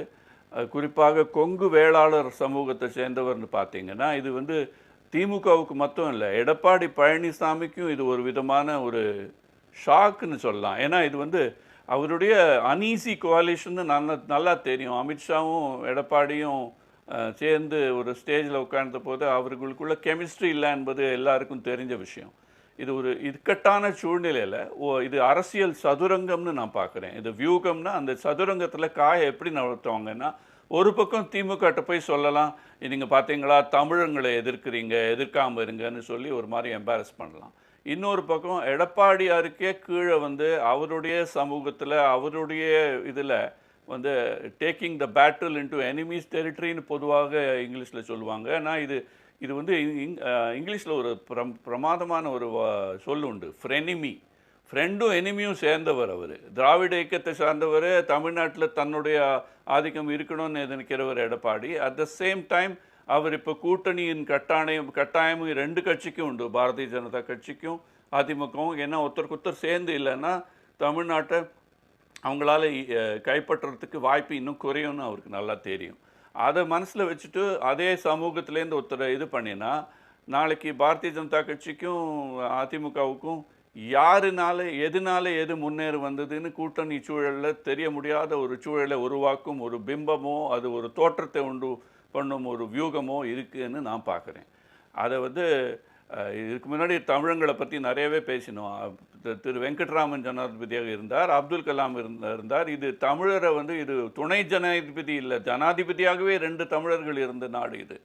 இந்த இடத்துல நீங்கள் வந்து அவங்கள எதுக்கு இதனால் ஒரு புதுசாக ஒன்றும் பாரதிய ஜனதா கட்சி பண்ணலைங்கிறது ஞாபகம் வச்சுக்கணும். கருத்தியல் ஐடியாலஜிக்கல் டிஃப்ரென்ஸ் இருக்கவே இருக்குது. அது வந்து சோஷியலிஸ்ட் இல்லை அவர் சிபி ராதாகிருஷ்ணன், சமூக நீதியை பற்றி பேசுகிறவர் இல்லை. அப்போது எல்லாம் அந்த ஒரு தமிழன்கிற ஒரே குறியீடை வைத்து பாரதிய ஜனதா கட்சி அரசியல் பண்ணுங்கிறதுல சந்தேகமே இல்லை. அதை எந்த அளவுக்கு மற்ற கட்சிகள் ஏற்றுக்கொள்ளும், எந்த அளவுக்கு தமிழ்நாட்டு மக்கள் அதை மதிப்பார்கள் என்று தெரியாது. அதற்கு வாய்ப்பு கம்மின்னு தான் நான் நம்புகிறேன். ஆனால் நீண்ட நாள் நோக்கில் பார்த்தீங்கன்னா இவர் இந்த சதுரங்கத்தில் தமிழ்நாட்டில் கொஞ்சம் கொஞ்சமாக படிப்படியாக தன்னுடைய செல்வாக்கை கூட்டிக்கிறதுக்கு இது ஒரு வியூகம்னு பார்க்குறேன். அதில் நாளைக்கு அவங்க போய் சொல்லலாம், பார்த்தீங்களா நம்ம ஓபிசி குரூப்பை சேர்ந்தவர் தமிழர், இவரை நாங்கள் முன்வைத்து துணை ஜனாதிபதியாக வைத்திருக்கிறோம்னு. ஆனால் கூடவே நேற்றுக்கு இப்போ இங்கே டெல்லியில் ஒரு நையாண்டி நடந்துகிட்ருக்கு. அவர் வந்து சிபி ராதாகிருஷ்ணன் எக்ஸ் வலைத்தளத்தில் என்ன சொன்னார், எல்லாருக்கும் வணக்கங்கிற மாதிரி அவர் ஒரு ட்வீட் போட்டார். அதில் வந்து ஒரு விதமான ஒரு கம்பீரமோ கண்ணியமோ இல்லாமல் ஒரு கொஞ்சம் ரொம்பவே ஒரு கடைநிலை தொண்டர் மாதிரி பேசியிருக்கார் அவர், பாரதிய ஜனதா கட்சியோ RSSஓ. அப்போது அந்த அளவுக்கு அவர் அமித்ஷா மோடியின் கீழே தான் இருப்பாருங்கிறத பற்றி துளி கூட ஐயம் இல்லை. டங்கர் காட்டின அளவு ஒரு தைரியமோ அல்லது ஒரு நடுநிலைக்கு மாதிரி நடுவில் தெரிகிற ஒரு தோற்றம் கூட இருந்ததாக எனக்கு தெரியலை. அது வந்து பாரதிய ஜனதா கட்சிக்கு மாநிலங்களவையில் ஒரு சாதகமாக தான் அமையும். அதை பற்றி துளி கூட எனக்கு சந்தேகம் திரு மாதவ கிடையாது. ஐயம் நாராயணன் கிடையாது. 3 முக்கியமான ஆனா, விஷயங்களை இது சொல்லியிருக்கீங்க. எல்லாத்தையும் அரசியல் ரீதியாக 2026 மைண்ட்ல வச்சு பண்றாங்க. திமுகவை பொறுத்தவரையிலும் ஒரு பாலிடிக்ஸ் ஆஃப் எம்பராஸ்மெண்ட், ஒரு நெருக்கடியை தர, ஒரு சங்கடத்தை தரக்கூடிய முயற்சி திமுகவுக்கு. எடப்பாடி பழனிசாமி அவர்களுக்கும் வேற வகையான ஒரு பொலிட்டிக்கல் மெசேஜை இதுக்குள்ள சொல்றாங்க. அவருக்கும் ஒரு செக் இதுல இருக்குன்னு சொல்றீங்க. இன்னொன்று, நீங்க மாநிலங்கள் அவையை எப்படி நடத்த போகிறார், கம்பீரமா நடத்த போறாரா, எதிர்க்கட்சிகளுக்கு ஸ்பேஸ் கொடுக்க போறாரா, ஆளுங்கட்சியினுடைய கைப்பாவையா இருக்க போறாரா அப்படின்றது அந்த அவையை அவர் நடத்தும் போது தான் தெரியும். அதுல ஏற்கனவே 2 முறை நாடாளுமன்ற உறுப்பினராக இருந்தவர்ன்றதுனால அது அப்போ வெளிப்படலாம். பட் நீங்க டிஎம்கேவுக்கும் காங்கிரஸ் கூட்டணிக்கும் சொல்றது ஒரு வகையில சரி. எடப்பாடி பழனிசாமி தான் அவரை தேர்ந்தெடுக்கணும், அவருக்காக எல்லாரும் ஓட்டு போடுங்கன்னு கேட்கிற இடத்துக்கு நகர்றாரு. ஆமாம், அதுதான் இப்போ நான் எப்படி பார்க்குறேன்னா, எடப்பாடியோட முதுகில் ஏறி ராதாகிருஷ்ணனும் பாரதிய ஜனதா கட்சிக்கும் தமிழ்நாடுல நுழையிறாங்களா, அல்லது நுழைஞ்ச பிறகு இப்போ நாங்கள் மகாராஷ்டிராவை நீங்கள் முல்லையில் வச்சு முன்னுதாரணமாக வச்சு பார்த்தீங்கன்னா தெரியும். சிவசேனா உத்தவ் தாக்கரே தலைமையில் இருந்த சிவசேனாவை அந்த ஒரு பழைய கதை உண்டுல, ஒட்டகம் வந்து கொஞ்சம் கொஞ்சமாக ஒரு கூடாரத்துக்குள்ளே நுழைஞ்சுது, மனுஷனை வெளியில் தள்ளித்துங்கிற மாதிரி இந்த அதிமுகவை சிவசேனாவை உடைத்து பிளவு பண்ணி மகாராஷ்டிராக்குள்ள பாரதிய ஜனதா கட்சி தன்னுடைய செல்வாக்கத்தை கூட்டின மாதிரி தமிழ்நாடுலேயும் அதே பண்ணுற வியூகம் இருக்குன்னா இருக்கிற மாதிரி தான் தோன்றுறது. அதில் ராதாகிருஷ்ணன் ஒரு சதுரங்க காயாக இருக்கலாம். அதாவது கொஞ்சம் கொஞ்சமாக தன்னுடைய செல்வாக்கை கூட்டி கூட்டணியின் உள்ள பார்ட்னரோட செல்வாக்கை குறைச்சி அதுக்கப்புறம் அது யாருனால யார் ஜெயிச்சாங்கங்கிற ஒரு குழப்பத்தை உண்டாக்கி அந்த குழப்பத்தில் தன்னை முன்னுக்கு கொண்டு செல்ல போகும் ஒரு யூகமாகத்தான் அதை நான் பார்க்குறேன். ஏன்னா அமித்ஷாவின் பின்னணியை பாருங்கள், நீங்கள் சிபி ராதாகிருஷ்ணனை பற்றியும் பாருங்கள். அதாவது இதை வந்து பின்னணின்னா அதில் பர்சனாலிட்டியும் பார்க்கணும். அவர் எந்த மாதிரி பர்சனாலிட்டி, ஆணித்தரமாக பெருசாக பேசுகிற பர்சனாலிட்டியாக எனக்கு தெரியல சிபி ராதாகிருஷ்ணன். அவங்க வந்து நல்ல காயர் போர்டில் நல்ல வேலை பண்ணியிருக்கலாம், எம்பியாக இருந்திருக்கலாம். ஆனால் ஒரு சாதாரண ஆர்எஸ்எஸ் தொண்டர் மாதிரி தான் அவர் நிறைய விதத்தில் இருக்கார். அந்த அளவுக்கு அமித்ஷாவுக்கும் மோடிக்கும் ஒரு மாதிரி கடமைப்பட்டவராகத்தான் அவர் செயல்படுவார் நான் நினைக்கிறேன். அது ஒரு பக்கம் இருக்கு. துணை ஜனாதிபதின்றது ஒரு பெரிய பதவி. துணை ஜனாதிபதின்ற பதவி வந்து அரசியல் சட்டத்தை நிறைவேற்றக்கூடிய இடத்துல இருக்கக்கூடிய ஒரு பதவி. அதை வந்து கட்சி அரசியலை தாண்டி ஒரு தனித்தன்மையோட கம்பீரமா நடத்துவாரான்ற ஒரு கொஸ்டினை ரைஸ் பண்றீங்க. சபை அவர் எப்படி நடத்த போறாரு அப்படின்றத ஆமா, அது ரொம்ப important. It's a constitutional post. சொல்லுங்க சார். இது ஒரு கான்ஸ்டிடியூஷனல் போஸ்ட். அதாவது துணை ஜனாதிபதி என்பது ஒரு அரசியல் சார்ந்த நாற்காலி அல்ல. இது வந்து ஒரு அரசியல் சாசனம் சார்ந்த நாற்காலி. மாநிலங்களவை திரு தியாகு நல்லா பேசியிருந்தார் அதை பற்றி. அதை வந்து கவனிச்சிங்கன்னா அது ஒரு it's a post that reflects dignity and what you call unbiased behaviour. அந்த அளவுக்கு யாரும் டங்கர் திட்டவட்டமாக நடந்துக்கல. கடைசியில் கொஞ்சம் இப்படி பண்ணாரே ஒழிய அவருக்குள்ள நெருக்கடியிலையும். ஆனால் சிபி ராதாகிருஷ்ணன் இது வரைக்கும் ஒரு அறிகுறியும் இல்லை அவர் அந்த மாதிரி நடத்துவார்னு. அதையும் மனசில் வச்சுட்டு தான் நான் ஓட்டு போடுவாங்க. இப்போ கிருஷ்ணய்யர் இருந்தார், அல்லது அப்துல் கலாம் இருந்தார். அவர்கள்லாம் ஒரு அரசியல் கட்சிக்கையோடையோ அல்லது ஒரு குழுவோடையோ சேர்ந்த மாதிரி அவங்க பிஹேவ் பண்ண மாட்டாங்க. ஆனால் சிபி ராதாகிருஷ்ணன் இது வரைக்கும் பாரதிய ஜனதா கட்சியின் ஒரு சாதாரண தொண்டர் மாதிரி தான் நடந்துக்கிறார். அப்போ முர்மு மாதிரி தான் சொல்லணும். இதை ஜனாதிபதி உங்க கோணம் என்ன, உங்க நிலைப்பாடு என்னது? திரு சிபி ராதாகிருஷ்ணனை வந்து முதல்ல ஒரு தமிழர் என்ற அடையாளத்தை சொல்லி அவருக்கு வாக்களிங்கன்னு சொல்கிற எடப்பாடி பழனிசாமியுடைய அந்த வாதமே அவருக்கு அரசியல் புரிதலே சுத்தமாக இல்லை என்பதை தான் காட்டுகிறது. திரு சிபி ராதாகிருஷ்ணன் முன்னே ஜார்க்கண்ட் கவர்னராக முதல்ல தேர்ந்தெடுக்கப்பட்டார். அதுக்கு முன்னே ஒரு பாஜகவில் இருந்தார். அப்போ கவர்னராக தேர்ந்தெடுக்கப்பட்டதும் அவருக்கு ஒரு பாராட்டு விழா நடத்துகிறாங்க. அதில் அவர் என்ன பேசினார்னா, நான் வந்து ஒரு ஆர்எஸ்எஸ் கேடர், ஆர்எஸ்எஸ் தொண்டர் என்பதை நான் பெருமையாக சொல்லிக்கொள்கிறேன் அப்படின்னு சொன்னார். அடுத்த நாள் வந்து பாஜக உறுப்பினரிலிருந்து அவர் ரிசைன் பண்ணி அண்ணாமலையிடம் ஒரு ரிசைனேஷன் லெட்டரை கொடுத்தார். அதை அவங்க ஃபார்மலாக ஏற்றுக்கிட்டாங்க. ஏன்னா கவர்னராக போகிறவர் ஒரு அரசியல் கட்சியில் உறுப்பினராக இருக்கக்கூடாது. ஆனால் பாஜகவிலிருந்து ரிசைன் பண்ண திரு சிபி ராதாகிருஷ்ணன் அவர்கள் ஆர்எஸ்எஸ்லேருந்து அது மாதிரி ரிசைனேஷன் ஏதாவது பண்ணாரா அப்படின்னா எதுவுமே கிடையாது. ஏன்னா ஆர்எஸ்எஸ் என்பது அது மாதிரி வந்து ஒரு ஃபார்மலாக மெம்பர்ஷிப் கொண்ட ஒரு அமைப்பாக கடந்த 100 வருஷமாகவே செயல்படல. அது ஆர்எஸ்எஸ்ன்னு அவங்க சொல்லிப்பாங்க. திடீர்னு கோட்சே வந்து அவருக்கு எங்களுக்கு சம்மந்தம் இல்லைன்னு சொன்னாங்க பாருங்கள். அது மாதிரி யாரை வேணாலும் அவருக்கும் எங்களுக்கு சம்மந்தம் இல்லைன்னு ஆர்எஸ்எஸ் சொல்லிடும். எனவே இப்படியான ஒரு அமைப்பாகத்தான் அந்த அமைப்பு இருந்துகிட்ருக்கு. சிபி ராதாகிருஷ்ணன் அவர்கள் ஆர்எஸ்எஸ் கேடர் என்று முதல் நாள் அறிவித்தவர், அடுத்த நாள் பிஜேபியிலிருந்து ரிசைன் பண்ணதாக சொன்னவர். ஆர்எஸ்எஸ்ஸிலிருந்து அவர் எப்பொழுதுமே விலகவில்லை. அவர் ஒரு ஆர்எஸ்எஸ்காரர்.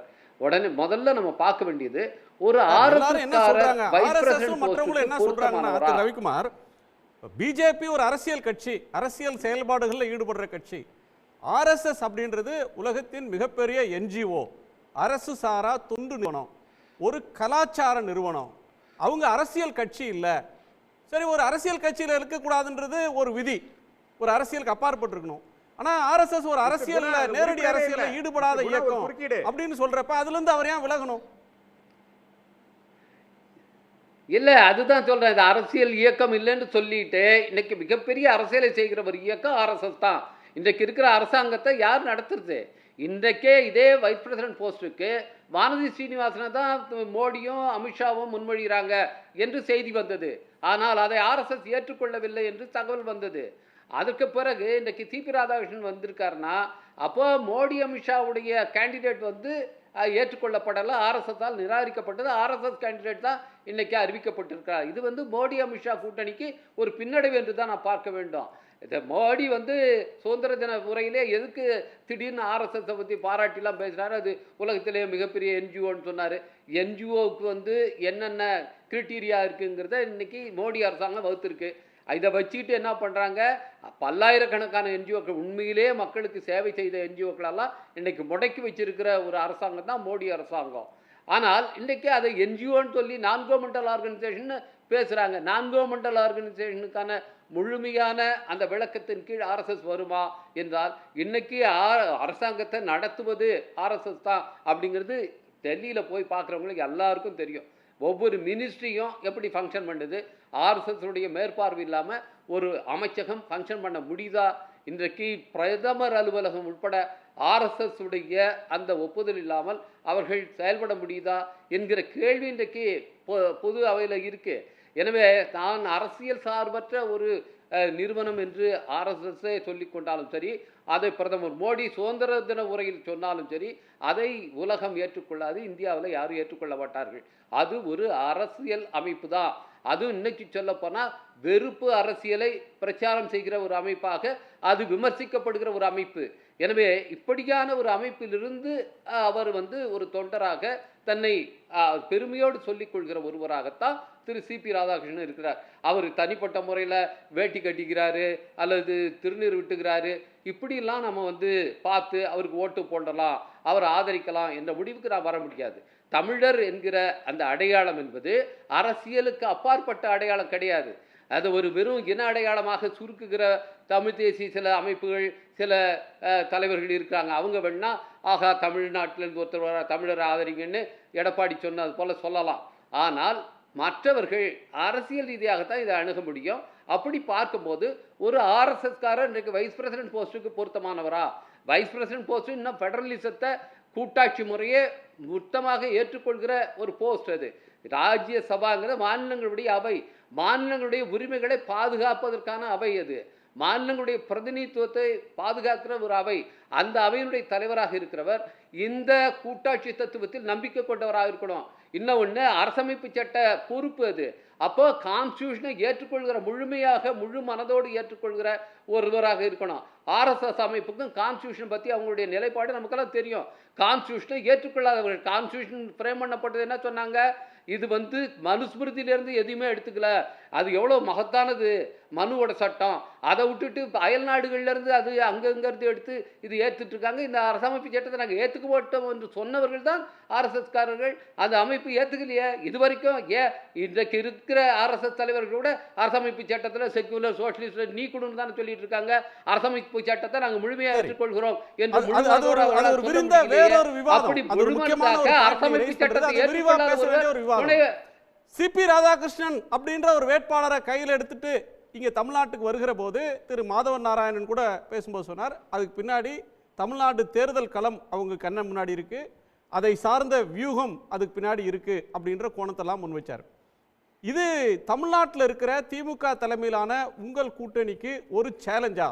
தமிழ்நாட்டில் இயல்பான பிஜேபி எதிர்ப்புணர்வுன்றது தமிழ்நாட்டு மக்களிடம் காலங்காலமாக இருந்து வந்திருக்கு. அது பிஜேபி செல்வாக்கான கட்சியாக இருந்ததில்லை. பிஜேபி மீதான ஒரு வெறுப்பை அகற்றுவதற்கு, அதை சாஃப்டன் பண்றதுக்கு இந்த தேர்வு பயன்படும்னு நினைக்கிறாங்களா?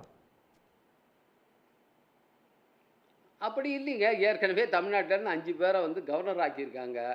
கவர்னர் ஆக்குறதுனால உடனே தமிழ்நாட்டிலேருந்து நிறைய பேரை கவர்னர் ஆக்கிட்டாங்க. அதனால பாஜகவை நம்ம ஆதரிப்போன்னு யாராவது சொன்னாங்களா? இங்கேருந்து எம்பியாவே இல்லாத ஒரு எல் முருகன் அவர்களை வந்து அமைச்சராக்கியிருக்காங்க.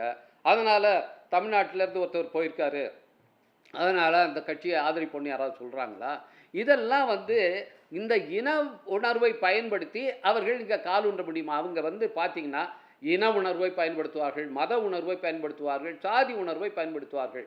இந்த உணர்வுகளை தூண்டிவிட்டு அதன் மூலம் அரசியல் ஆதாயம் தேட முடியுமான்னு பார்ப்பாங்க. அதுதான் அவங்களுடைய நோக்கம். ஆனால் தமிழ்நாட்டு மக்கள் ரொம்ப தெளிவானவர்கள். தமிழ்நாட்டில் இருக்க அரசியல் கட்சிகள் இந்த மாதிரியான தூண்டிலெல்லாம் சிக்கக்கூடியவர்கள் அல்ல. அதனால தான் அவங்களுடைய மாய்மால அரசியல் இங்கே எடுபடவே மாட்டேங்குது. அவங்க வேற எங்கே வேணாலும் இதை போடலாம். இன்னும் உதாரணத்துக்கு சொல்லுமே, இன்னைக்கு இந்தியா பிளாக்லேருந்து குஜராத்லேருந்து ஒரு கேண்டிடேட்டை நாங்கள் வைஸ் பிரசிடென்ட்டுக்கு முன்மொழிகிறாங்கன்னு வச்சுங்க. உடனே அமித்ஷாவும் மோடி அவர்களும் சேர்ந்து உடனே குஜராத்தில் இருக்க எம்பிக்கள் எல்லாரும் அந்த கேண்டிடேட்டுக்கு ஓட்டு போடுங்கன்னு சொல்லுவாங்களா? இல்லை உத்தரப்பிரதேசத்திலேருந்து இந்தியா பிளாக்லேருந்து ஒரு கேண்டிடேட்டை நாங்கள் போடுறோன்னு வச்சுங்க. உடனே அங்கே இருக்கிற யோகி ஆதித்யநாத் உடனே அங்கே இருக்கிறவங்களுக்கெல்லாம் உடனே இது போட்டு உத்தரப்பிரதேச எம்பி எல்லாம் இவருக்கு ஓட்டு போடுங்கன்னு சொல்லுவாங்களா? அப்படி போய் கேட்பாங்களா? கேட்க முடியுமா? அந்த மாதிரியான கேள்வி எழுமா? எனவே இதெல்லாம் ரொம்ப சில்லுண்டித்தனமான ஒரு அரசியல். அந்த அரசியல் இங்கே எடுபடாது. இதை வந்து அவங்க இதை மாதிரி பயன்படுத்த முயற்சி பண்ணுறாங்கன்னா அது இங்கே சுத்தமாக வேலைக்கு ஆகாது. இதை வச்சுக்கிட்டு எல்லாம் 2026 தேர்தலில் இவங்க எந்த இம்பாக்டையும் ஏற்படுத்த முடியாது. அவங்களுக்கு இருக்கிற ஒரே வழிங்க 2026 தேர்தலுக்கு இதெல்லாம் அவங்க வந்து சும்மா காட்டுற ஜோடனை.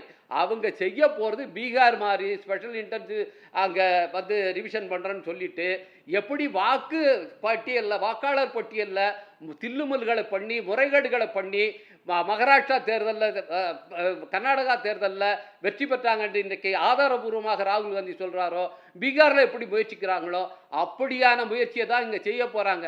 அதுக்கு ஒரு மூடுதிரை தான் இந்த மாதிரியான விஷயங்கள்லாம். எனவே நாம விழிப்போட இருந்து அவர்களுடைய அந்த சதி திட்டம் இங்க பலிக்காம பாத்துக்க வேண்டியது நம்முடைய கடமை. இந்த மாதிரி ஒரு நெருக்கடி தர முயற்சி இருக்கா? டிஎம்கேக்கு ஒரு சேலஞ்சா? அது பாரதிய ஜனதா கட்சியை புரிந்து கொள்ளாதவர்கள் பேசுகிற பேச்சு. தமிழ்நாட்டில் இருக்கக்கூடிய 8 கோடி தமிழர்களில் ஏறத்தாழ 7.25 கோடி பேர் பாஜக என்னவென்று தெரியும். இது மாதிரியான அடையாள அரசியலை செய்வது அதற்கு புதிதல்ல. பசுத்தோல் போர்த்திய புலியை போல அது எப்பொழுதும் ஒரு ஜாதியை, இப்பொழுது கூட சகோதரர் புதிதாக ஒரு வார்த்தையை விட்டார், அவர் ஓபிசி சமூகத்தை சார்ந்தவர். இப்படியெல்லாம் சில தோள்களை போர்த்தி கொண்டு பின்னாடி புலிகள் வருவது ஒரு யதார்த்தம். நாம் தமிழராக பேசிக்கொண்டிருக்கிறோம். சகோதரர் நாகராஜுக்கு அவர் ஓபிசியாக தெரிகிறார் என்றால் அதிலே ஒரு அடையாள அரசியல் வருகிறது என்று நான் நம்புகிறேன். அது மட்டுமல்ல, ஒருத்தருக்கு நிறைய அடையாளம் சார். அதான் தமிழ்நாட்டுக்குள்ள வந்தா ஒரு ஜாதி பொது வெளியில நம்ம பேசிக் கொண்டிருப்பது ஒரு துணை ஜனாதிபதி என்கிற பொது மனிதனை. ஆந்திராவுக்கு போகும்போது அவர் தமிழ்நாட்டை சேர்ந்தவர் அடையாளம், டெல்லிக்கு போனா சவுத் இந்தியாவை சேர்ந்தவரும்பாங்க. இல்ல குணா, நம்ம பேசிக்கிட்டு இருக்கிற பதவி இருக்குல்ல, அது இந்தியாவிற்கான பொது பதவி. அந்த பொது பதவியை பேசும்போது தமிழர்னு பேசுறதையே வித்தியாசமா பார்க்கக்கூடிய கட்சி பாஜக. அந்த கட்சி இவரை இப்படி கொண்டு வந்து அதுக்கு கீழே ஒன்று கொண்டு போகுது அப்படின்னா அவர்களுடைய நோக்கம் இந்த பூனைக்குட்டி வெளியே வந்தது என்பதை போல இவர்கள் அதில் அரசியல் செய்ய வருகிறார்கள். நான் கேட்கிறேன், ரைட், ஒருவேளை நம்ம சகோதரர் சிபி ராதாகிருஷ்ணன் தமிழர், இதுக்கு முன்னால தமிழர்னு சொல்லி மத்திய மந்திரி சபையில் இருக்காங்கல்ல, 5வது புரோட்டோகால் படி 5வது இடம் யாருக்குன்னா நிதியமைச்சர். தமிழ்நாட்டுக்கு என்ன நன்மை நடந்தது? உள்ளபடி சொல்ல போனா இதுவரைக்கும் இருந்த நிதி அமைச்சர்களில் மிகப்பெரிய துரோகம் செய்த நிதி அமைச்சர் நிர்மலா சீதாராமன் தமிழ்நாட்டுக்கு. மறுக்க முடியுமா? இன்னைக்கும் 2500 கோடி ரூபாய் கல்வி நிதியை தர முடியாது என்று நிறுத்தி வைத்திருக்கிற தமிழச்சி நிர்மலா சீதாராமன் நிதியமைச்சராக இருக்கிறார் பாஜகவில். ஒன்று. 2வது, வெளியுறவுத்துறை அமைச்சர் சகோதரர் ஜெய்சங்கர் மிகச்சிறந்த தமிழர் என்று சொன்னார்கள். அவர் வந்த பிறகுதான் தமிழ்நாட்டினுடைய மீனவர்கள் ஏறத்தாழ வாரத்திற்கு ஒரு முறையாவது இலங்கையால் தாக்கப்படுகிறார்கள். ஏன் கேள்வி கேட்க முடியவில்லை? உங்களுக்கு தமிழர் என்ற உணர்வு இருந்ததா? இங்கே சகோதரர் நமது முருகன் இருக்கிறார். கண்டால் காமாட்சி காணாவிட்டால் மீனாட்சி என்கிற கதையாக வந்தால் தமிழர் பேசுகிறாரே ஒளி அவருக்கும் தமிழ்நாட்டிற்கும் என்ன சம்பந்தம்? எங்கேயாவது அவர் பதவியை பயன்படுத்தி தமிழ்நாட்டிற்கு செய்திருக்கிறாரா? பட்டியல் போட முடியுமா? அப்படியானால் எங்களை ஏமாற்றுவதற்கு நீங்கள் தமிழர் என்று ஒருவரை அடையாளம் காட்டுவீர்கள். காட்டிவிட்டு நீங்கள் அதன் பிறகு இந்த தமிழர்களுக்கு வேண்டாத வேலைகளை எல்லாம் செய்வதுதான் பாஜகவின் வரலாறு என்பதை நாடறியும், தமிழ்நாட்டு மக்கள் அறிவார்கள். எனவே சிபி ராதாகிருஷ்ணன், சரி ஒருவேளை ஒத்துக்கொள்வோம் ஐயா, சிபி ராதாகிருஷ்ணன் தமிழர், அவரை நம்ம வாழ்த்தணும். கடந்த ஜூலை மாதம் 10 மகாராஷ்டிராவில் பத்திக்கிட்டு எரியுது. மும்மொழி கொள்கையா இருமொழி கொள்கையா அப்படின்னு அண்ணன் சிபி ராதாகிருஷ்ணன் என்ன சொல்றாரு?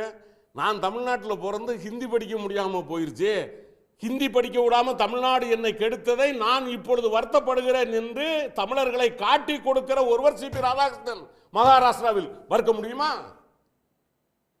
தமிழரை காட்டி கொடுக்கிற ஒருவரை தமிழராக நிப்பாட்டி கொண்டு நீங்கள் தமிழரை ஆதரியுங்கள் என்று பாஜக கேட்குமே, ஆனால் தமிழ்நாடு இதை ஏற்றுக்கொள்ளுமா? தமிழ்நாட்டினுடைய நாடி துடிப்பு என்ன என்று எங்கள் மாண்புமிகு முதலமைச்சருக்கு தெரியாதா? 39 எம்பிக்களை தமிழ்நாட்டிலே தந்தார்களே, 39 தொகுதியிலும் பாஜக கூட்டணியை எதிர்த்து தானே எங்களுக்கு வாக்கு தந்தார்கள். அப்படியானால் பாஜகவை உள்ளே விடாதீர்கள் என்று மக்களுக்கு எங்களுக்கு தந்திருக்கிற உத்தரவை மீறி நாங்கள் பாஜகவை ஆதரிக்க முடியுமா? நாங்கள் தமிழர்களுக்கு செய்கிற துரோகம் இல்லையா? நீங்கள் செய்கிற துரோகத்தை நாங்கள் செய்ய முடியுமா? நான் கேட்கிறேன். இப்பொழுது சகோதரர் சிபி ராதாகிருஷ்ணன் அவர் தேர்ந்தெடுக்கப்பட்டார் அல்லவா? அவருடைய ட்விட்டரில் தமிழனாக நான் தலை நிமிர்கிறேன், தமிழ்நாட்டிற்கு வேண்டிய அத்தனையும் நான் செய்ய கடமைப்பட்டிருக்கிறேன் சொல்லுவாரா? பேச முடியுமா? அப்படி சொல்றது இதே அமித்ஷா நான் சொல்றேன், நாங்க இன்னொன்னு அப்படி சொல்றதுல ஒண்ணு ஒரு பிரச்சனை இல்லையே. எங்க சொல்வாரு? ஆர்எஸ்எஸ்க்கு அடிபணிந்து நிற்கிறார் என்பதை தானே சகோதரர் இப்பொழுது பத்திரிகையாளர் சுட்டி காட்டினாரா இல்லையா?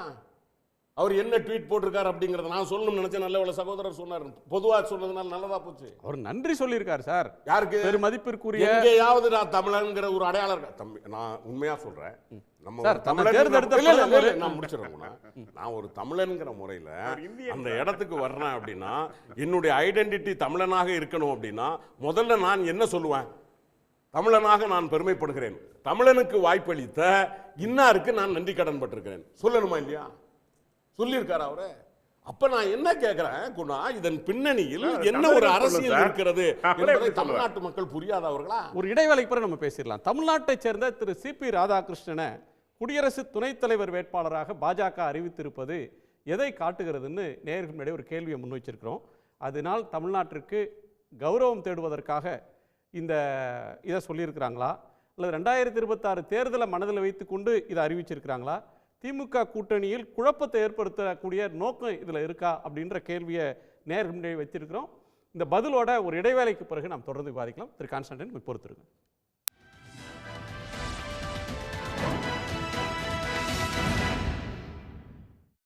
தமிழ்நாட்டைச் சேர்ந்த சிபி ராதாகிருஷ்ணனை குடியரசு துணைத் தலைவர் வேட்பாளராக பாஜக அறிவித்திருப்பது எதை காட்டுகிறதுன்னு எக்ஸ் தளத்தில் நேயர்கள் முன்னாடி ஒரு கேள்வியை முன் வச்சிருந்தோம்.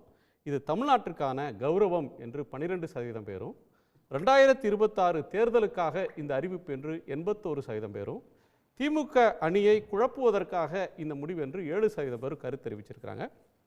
அந்த நேயர்களுக்கு நன்றி. இது நிறைவு சுற்று, நிறைவு பார்வையை கேட்குறேன். நீங்களே ஆரம்பிச்சிருங்களா? அதாவது மக்கள் தெளிவாக இருக்கிறார்கள். ஏறத்தாழ 88% மக்கள் இது தமிழர்களுக்காக அல்ல, இது 2026 தேர்தலுக்கானது என்பதை உணர்ந்து கொண்டிருக்கிறார்கள். எனவே இதுபோன்ற அடையாள அரசியலை வைத்துக்கொண்டு தமிழ்நாட்டில் தங்கள் அரசியலை உள்ளே நுழைத்து விடலாம் என்று சொன்னால் அது நடக்காது என்பதுதான் தமிழ்நாட்டு மக்கள் கொடுத்திருக்கக்கூடிய தீர்ப்பு. இன்னொன்றும் சொல்லுகிறேன், கொங்கு மண்டலத்திலிருந்து சிபி ராதாகிருஷ்ணன் அவர்களை தேர்ந்தெடுத்து உள்ளே கொண்டு வருவதில் திராவிட முன்னேற்ற கழகத்திற்கு இருக்கிற ஆபத்தை விட எடப்பாடி பழனிசாமிக்குத்தான் ஆபத்து அதிகம் என்பதை நாட்டு மக்கள் உணர்வார்கள் என்று நான் நம்புகிறேன். திரு நாகராஜ், ஒரு 5 நிமிடம் நிறைய பேர் பேசியிருக்காங்க. பேசுங்க சார், பேசுங்க. பதில் கொடுத்துறணும். பாயிண்டடா ஆர்எஸ்எஸ் பிஜேபி குறித்து பேசினாங்க. ஆர்எஸ்எஸ் அப்படிங்கிறது ராஷ்டிரிய சுயம் சேவக், அதாவது நீங்கள் ஒரு இந்த நாட்டினுடைய பணி செய்யக்கூடிய சேவகராக உங்களை அறிமுகப்படுத்திக் கொள்ளணும்.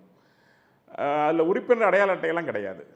தாய் மண்ணே வணக்கம், பாரத் மாதா கி ஜெய் என்று இந்திய நாட்டின் ஒற்றுமையை, இந்த மண்ணை போற்றினால் நீங்கள் ஒரு சுயம் சேவக், அவ்வளோதான். உறுப்பினர் கிடையாது, அடையாள அட்டை கிடையாது, எதுவுமே கிடையாது.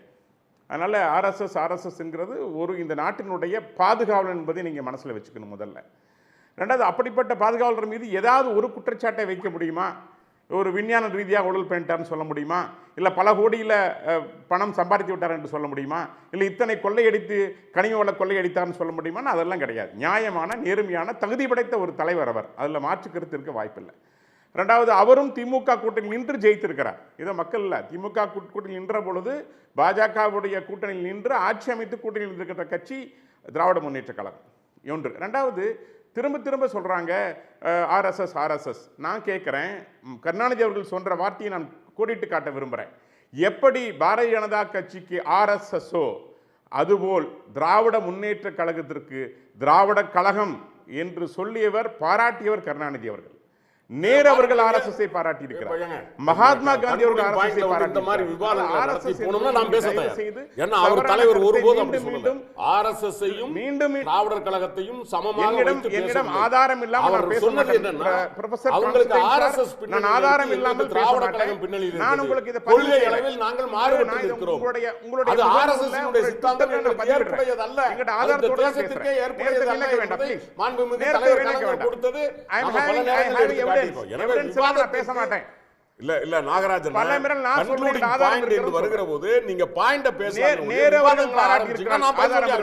என்ன தலைவர் கலைஞரை நீங்க உங்க பாட்டு சொல்லிட்டு போக முடியாது. ஓகே ஓகே, நான் ஆதாரத்தோட தான் பேசுறேன்னு சொல்லிட்டேன். இல்லன்னா அதுக்கான நடவடிக்கை நான் எடுக்க தயார்கிறேன். நான் ஆதாரம் இல்லாம நான் பேச மாட்டேன். ஓகே சரி. அடுத்தது இரண்டாமா சொன்னாங்க அவங்க, அதாவது வந்து காங்கிரஸ்ல எமர்ஜென்சியை பத்தி பேசியவர்கள் மறந்தவர்கள். இன்றைக்கு நாங்கள் அரசியல் சாசனத்தை சரி செய்த பின்பு இன்னைக்கு அரசியல் சாசனத்தை தூக்கி கொண்டு கையிலே இன்றைக்கு நடப்பவர்கள். அரசியல் சாசனத்தை கற்றுக் கொடுத்தது, பல மாற்றங்களை கொண்டு வந்தது பாரதிய ஜனதா கட்சி. அண்ணன் தியாக அவர்கள் சொன்னாங்க, இது மாதிரி மக்கள் வீதியில் இறங்கி போராடுறாங்க. தயவு செய்து தமிழ்நாட்டில் தான் மக்கள் வீதியில் இறங்கி போராடுகிறார்கள், எங்களுடைய பிஜேபி ஆட்சியில் அல்ல என்பதை சொல்ல விரும்புகிறேன்.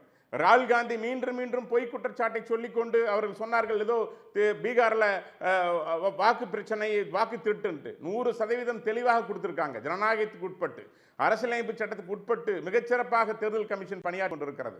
அதனால தான் சொல்றாங்க, திரும்ப திரும்ப சொல்றாங்க, நீங்கள் பத்திரம் தாக்குதல் செய்யுங்க, ஒரு அஃபிடவிட் கொடுங்கன்னு கேட்டால் கொடுக்க மாட்டேங்கிறாங்க.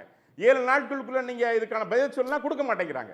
ஸோ இப்படி தவறான ஒரு அரசியல் கையில் எடுத்து செல்கிறார் காங்கிரஸ். மக்கள் அதற்கும் பதில் கொடுப்பார்கள். இரண்டாவது பொறுத்த வரைக்கும் திரும்ப திரும்ப சொல்றாரு, இவர் வந்து தமிழர்னு அவர் சொல்ல. சார், இப்போ மரியாதைக்குரிய முன்னாள் டிஜிபி சைலேந்திர பாபு அவர்கள் டிஎன்பிசி கமிஷனுக்கு அப்ளை பண்ணியிருந்தாங்க. அவர் சேர்மேன் ப்ரொபோஸ் இருந்தது. அப்ப கவர்னர் வந்து வயதை காரணம் காட்டி மறுத்து விட்டார். அப்பொழுது ஆர்எஸ் பாரதி என்ன சொன்னார் தெரியுமா? அவர் ஒரு நாடார் என்பதால், அவரை நாடார் என்பதால் தரம் இருக்கிறார்கள் என்று ஜாதியை உள்ள கொண்டு வந்தவர் ஆர்எஸ் பாரதி. அதனால ஜாதி குறித்து பேசுவது திமுக. எந்த கட்சி ஜாதி இல்லை என்று சொல்லுகிறதோ, எது சமூக நீதி என்று சொல்லுகிறதோ, எது சமூக நீதியை காப்பதற்காக போராடுகிற 75 வருஷமா சொல்றதோ, அவர்கள் நீங்க தான். பர்த் சர்டிஃபிகேட் வச்சு போஸ்டிங் ஒரு ஆளுங்க நீங்க தான். அந்த சமூக நீதிக்காகத்தான் அவர் முன்னிறுத்தப்பட்டார் என்பதுதான் கருத்து. உங்களுடைய ரத்தத்தில் ஊறி போனது. அதனால தயவு செய்து பாஜக குறித்து நீங்க தயவு செய்து தவறான பிரச்சாரத்தை மேற்கொள்ள வேண்டாம். ஒரு நல்ல மனிதர், நேர்மையான மனிதர், ஒரு இந்தியர் வந்திருக்கார் என்ற பெருமையோடு நான் அவரை வரவேற்கிறேன். நன்றி சார், நன்றி நன்றி. திரு ரவிக்குமார். இல்லை, இவர் தமிழர் என்பதற்காக பாரதிய ஜனதா கட்சி இவரை முன்னிறுத்துகிறது என்று நம்ம நினச்சி அது 26 தேர்தலுக்காக தான் பண்ணுறாங்கங்கிறத இன்றைக்கி பெரும்பாலான மக்கள் ஏற்றுக்கொண்டிருக்கிறார்கள். அவங்க ஒவ்வொரு மூவையும் தேர்தலுக்காக தான் செய்கிறாங்க. இன்றைக்கி வந்து தங்கர் அவர்கள் பதவி நீக்கம் செய்யப்பட்ட அல்லது பதவி அவரே ராஜினாமா செய்ய நிர்பந்திக்கப்பட்டு அவர் பண்ணார்னா அது முழுக்க முழுக்க ஒரு அரசியல் காரணத்துக்காக தான். இது வந்து நார்மல் கோர்ஸில் வர்ற எலெக்ஷன் கிடையாது. இந்த வைஸ் பிரசிடென்ட் எலெக்ஷன் அவரை ஃபோர்ஸ்ஃபுல்லாக ஒருத்தர் ரிசைன்மெண்ட் வைக்கப்பட்டார். இன்றைக்கி அதுக்கு பதிலாக ஒருத்தவர் வந்து இங்கே நிறுத்தப்படுறார். இதை வந்து முழுக்க தேர்தலுக்காக இந்த துணை ஜனாதிபதி தேர்தலையே பயன்படுத்துகிற ஒரு மலிவான அரசியலை பாரதிய ஜனதா கட்சி செய்கிறது. இன்னைக்கு கான்ஸ்டியூஷன் போஸ்டையே தன்னுடைய தேர்தல் ஆதாயத்துக்காக பயன்படுத்துவது என்பது ரொம்ப ரொம்ப ஆபத்தானது. அது மட்டுமல்ல, நான் மீண்டும் வலியுறுத்துகிறேன், கான்ஸ்டியூஷன் மேலே நம்பிக்கை இல்லாத ஒரு அமைப்பிலிருந்து வந்த ஒருவர் கான்ஸ்டியூஷனை உயர்த்தி பிடிக்கிற ஒரு மிகப்பெரிய பொறுப்புக்கு வேட்பாளராக நிறுத்தப்படுவது என்பது இந்த நாட்டினுடைய துரதிருஷ்டம். கான்ஸ்டியூஷனுக்கு மிகப்பெரிய அச்சுறுத்தல் வந்திருக்கிற ஒரு நேரம் இது. அந்த அச்சுறுத்தலினுடைய இன்னொரு பகுதியாகத்தான் நான் இந்த வேட்பாளர் தேர்வை நான் பார்க்கிறேன். திருத்தியாக 3 செய்திகள் நான் சொல்லணும். ஆர்எஸ்எஸ் பற்றி பேசுகிறதுனால சொல்கிறேன். 77 அமைக்கப்பட்ட ஜனதா அரசாங்கம் எப்படி கவிழ்ந்தது? ஆர்எஸ்எஸ்ஸிலும் உறுப்பினராக இருந்து கொண்டு ஜனதாவிலும் உறுப்பினராக இருக்கிற இரட்டை உறுப்பினர் சிக்கலை அன்றைக்கு ஜார்ஜ் பெர்னாண்டஸ் உள்ளிட்ட தலைவர்கள் எழுப்பினாங்க, சரண் சிங் உட்பட. மற்ற எல்லோரும் அவரவர் கட்சியிலேருந்து விலகி தான் ஜனதாவுக்கு வந்தாங்க. ஆனால் ஆர்எஸ்எஸ் பிஜேபிக்காரங்க மட்டும் நாங்கள் ஆர்எஸ்எஸ்ஸில் இருக்கிறதுக்கு நாங்கள் விலக மாட்டோம்னு சொல்லி தான் அந்த ஆட்சி கவிழ்க்கப்பட்டது. இரண்டாவதாக, இந்தியாவில் 2 முறை தடை செய்யப்பட்ட ஒரு அமைப்பு ஆர்எஸ்எஸ். தடை செஞ்சது தமிழ்நாடோ திமுக யாரோ இல்லை, இந்திய அரசு தான் தடை செஞ்சிச்சு. அடுத்து என்ன தெரிஞ்சுக்கணும், தமிழ்ங்கிறாங்க. அப்துல் கலாம் முதலாக குடியரசுத் தலைவர் தேர்தலுக்கு வேட்பாளராக பாஜகவால் தான் அறிவிக்கப்பட்டார். அதுக்கு ஒரு அரசியல் கணக்கு அன்றைக்கி இருந்துச்சு. அவர் டெல்லிக்கு போனார். டெல்லியில் செய்தியாளர்களை சந்தித்தார். தமிழ்நாட்டைச் சேர்ந்த ஊடகர்கள், நீங்கள் தமிழ்நாட்டிலேருந்து வந்திருக்கிறீங்க, தமிழில் பதில் சொல்லுங்கன்னு கேட்டாங்க. பாஜகவினுடைய பிரதிநிதி பிரமோத் மகாஜன், அவர் தமிழில் பதில் சொல்ல மாட்டார், அவர் தமிழ்நாட்டுக்காக வல்ல, இந்தியா முழுவதற்குமான பதவி இது என்று அவரை தமிழில் பதில் சொல்ல விடாமல் தடுத்தது தான் பாஜக. இப்போ ராதாகிருஷ்ணன் வந்துட்டார், இவரை தமிழில் பேச விட போகிறாங்களா என்னன்னு நமக்கு தெரியாது. நான் வலியுறுத்துறதே என்னன்னா, இது தமிழ்நாடு, தமிழ், அவர் என்ன, யார், என்ன ஜாதி, என்ன கட்சி, எல்லாத்த விட இன்றைக்கு இருக்கிற அரசியலில் மோதல் நிறைந்த ஒரு சூழலில் வெப்பமாக அரசியல் விவாதங்கள் போய்கொண்டிருக்கிற நேரத்தில் மாநிலங்களவை அதற்கு ஒரு வடிகாலாக அமையணும்னா நடுநிலையான ஒருவர் தான் அந்த இடத்தில் உட்கார். நான் எதிர்க்கட்சிகளுக்கும் நான் கொடுக்குற வேண்டுகோள் என்னன்னா, அவங்க யாரையா நிறுத்திருக்கட்டும், அவர் தான் முடிவு சொல்லிட்டாங்க உங்களை கேட்காமலே. நீங்கள் அப்படி ஒரு பொருத்தமான ஒரு நடுநிலை வேட்பாளரை நிறுத்தி ஒரு பாடம் கற்பிக்கணும், மக்கள்கிட்ட அந்த அரசியலை கொண்டு போகணும். நம்ம இல்லை, இது யாரை நிறுத்தினாலும் தங்கர் என்ன செய்தார், பிஜேபி என்ன செய்தது, அந்த 2000 ஜூலை இந்த தேதியில் எப்படி அவரை விலகுமாறு செய்தார்கள், இந்த எல்லா செய்திகளையும் நாம் 2025 ஜூலை 21 2 நீதிபதிகள் பிரச்சனை, இந்த என்னென்ன விஷயங்களை எழுப்ப இருந்தாங்களோ அதனால தான் அவரை நிர்பந்தித்து வெளியே அனுப்பினாங்க, அவமதித்து வெளியே அனுப்பினாங்க. இன்று வரைக்கும் அதற்கு முறையான மறுப்பு எதுவும் வரவில்லை. எனவே குடியரசு துணைத் தலைவராக மட்டுமல்ல, மாநிலங்களவையினுடைய தலைவராகவும் இருந்து நடுநிலையோடு நடத்தக்கூடிய ஒருவர் தான் அந்த பொறுப்புக்கு வரணும். பாஜகவுக்கு அந்த நோக்கம் இல்லை என்பது தான் இந்த வேட்பாளர் அறிவிப்பில் தெரியுது. இல்லை குணா, அது முக்கியமாக பார்க்க வேண்டியது, தமிழர்னு சொல்கிறாங்க, ஆனால் தமிழர்களாக இருந்த பாஜகவின் மூத்த தலைவர்கள் இந்த தமிழ்நாட்டில் உடைத்து 2-3% இருக்கிற கட்சியை 15-20% கொண்டு வர வேண்டும் என்ற தொலைநோக்கு பார்வை இருக்கா? அந்த மூத்த தலைவர்கள் தமிழர்கள் எல்லாம் அகற்றப்பட்டார்கள், நாடு கடத்தப்பட்டார்கள். இலகணேசன், தமிழிசை சவுந்தரராஜன், சிபி ராதாகிருஷ்ணன் இங்கே தலைவராக இருக்கிற பாரதிய ஜனதா கட்சிக்கு மாநில தலைவராக இடையூறாக இருப்பவர்கள்னு சொல்லி கருதி வேறு மாநிலத்துக்கு அனுப்பி ஆளுநராக்குனது தான். அதுதான் உண்மையான கதை. ஆங்கிலத்தில் அருமையான ஒரு பழமொழி இருக்குது, கிக்கிங் எ மேன் அப்ஸ்டேர்ஸ்னு. ஒரு உயர் பதவி கொடுத்து இந்த நிலையிலிருந்து அகற்றுவிடுது. உதாரணத்துக்கு கோயம்புத்தூர் எடுத்துக்கொள்ளுங்கள். கோயம்புத்தூரில் 2024 அண்ணாமலை போட்டியிட வேண்டும். சிபி ராதாகிருஷ்ணன் இருந்தால் அவர் எப்படி போட்டியிட முடியும்? இப்போ இதெல்லாம் உள்கணக்கெல்லாம் பாஜகக்குள்ளே நிறையா உள்குத்து வேலை நடக்குது. இந்த அடிப்படையில் நீங்கள் பார்த்தீங்கன்னா இவர்களுக்கு பதவி உயர்வு கொடுக்குறாங்களே தவிர தமிழ்நாட்டுக்கு உண்மையிலே அவர்கள் சேவை செய்ய வேண்டும் என்று நினைத்தால் அந்த மூத்த தலைவர்கள் தமிழ்நாட்டிலிருந்து அரசியலிலிருந்து வேலை செய்யணும். ஆனால் அரசியலிலிருந்து அகற்றப்பட்டு தமிழ்நாட்டிலிருந்து அகற்றப்பட்ட செய்தி தான் நமக்கு நினைவு வருது. ஓகே, நன்றி. திரு மாதவனாரன். இதை நான் நீண்ட நாள் வியூகமாக தான் பாரதிய ஜனதா கட்சியின் நீண்ட நாள் வியூகமாக பார்க்கிறேன்.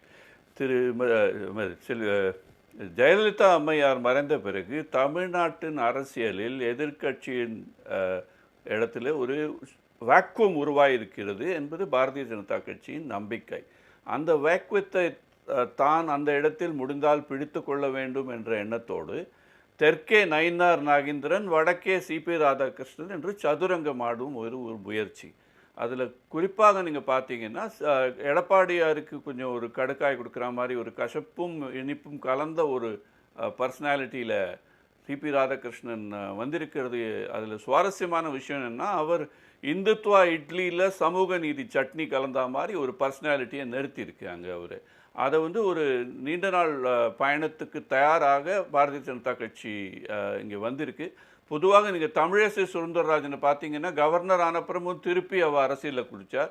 ராதாகிருஷ்ணனும் குதிப்பாரா இல்லையா நம்மளுக்கு கேரண்டியாக சொல்ல முடியாது. ஏன்னா பாரதிய ஜனதா கட்சியின் கொள்கையில் அரசியலும் ஒரு அரசியல் சாசனம் சார்ந்த பதவிக்கும் அதிக வித்தியாசம் அவர்கள் பாராட்டுவதில்லை. அதனால் இது ஒரு நீண்ட நாள் பயணத்துக்கு பாரதிய ஜனதா கட்சி தமிழ்நாட்டில் தயாராக கொண்டிருக்கிறது. குறிப்பாக அதிமுகவை ஓரங்கட்டி விட்டு வர வேண்டும் என்ற எண்ணத்தோடு அது அப்படி தான் நினைக்கிறேன். அதில் இது கொஞ்சம் கொஞ்சமாக நகர்த்தப்படுற காய்களில் சிபி ராதாகிருஷ்ணனும் ஒன்று. நன்றி சார், ஏராளமான பரிணாமங்களை அதில் பேசினோம். எல்லோருக்கும் நன்றி. மீண்டும் சந்திப்போம். இது கேள்விக்களம் மக்களின் மேடை.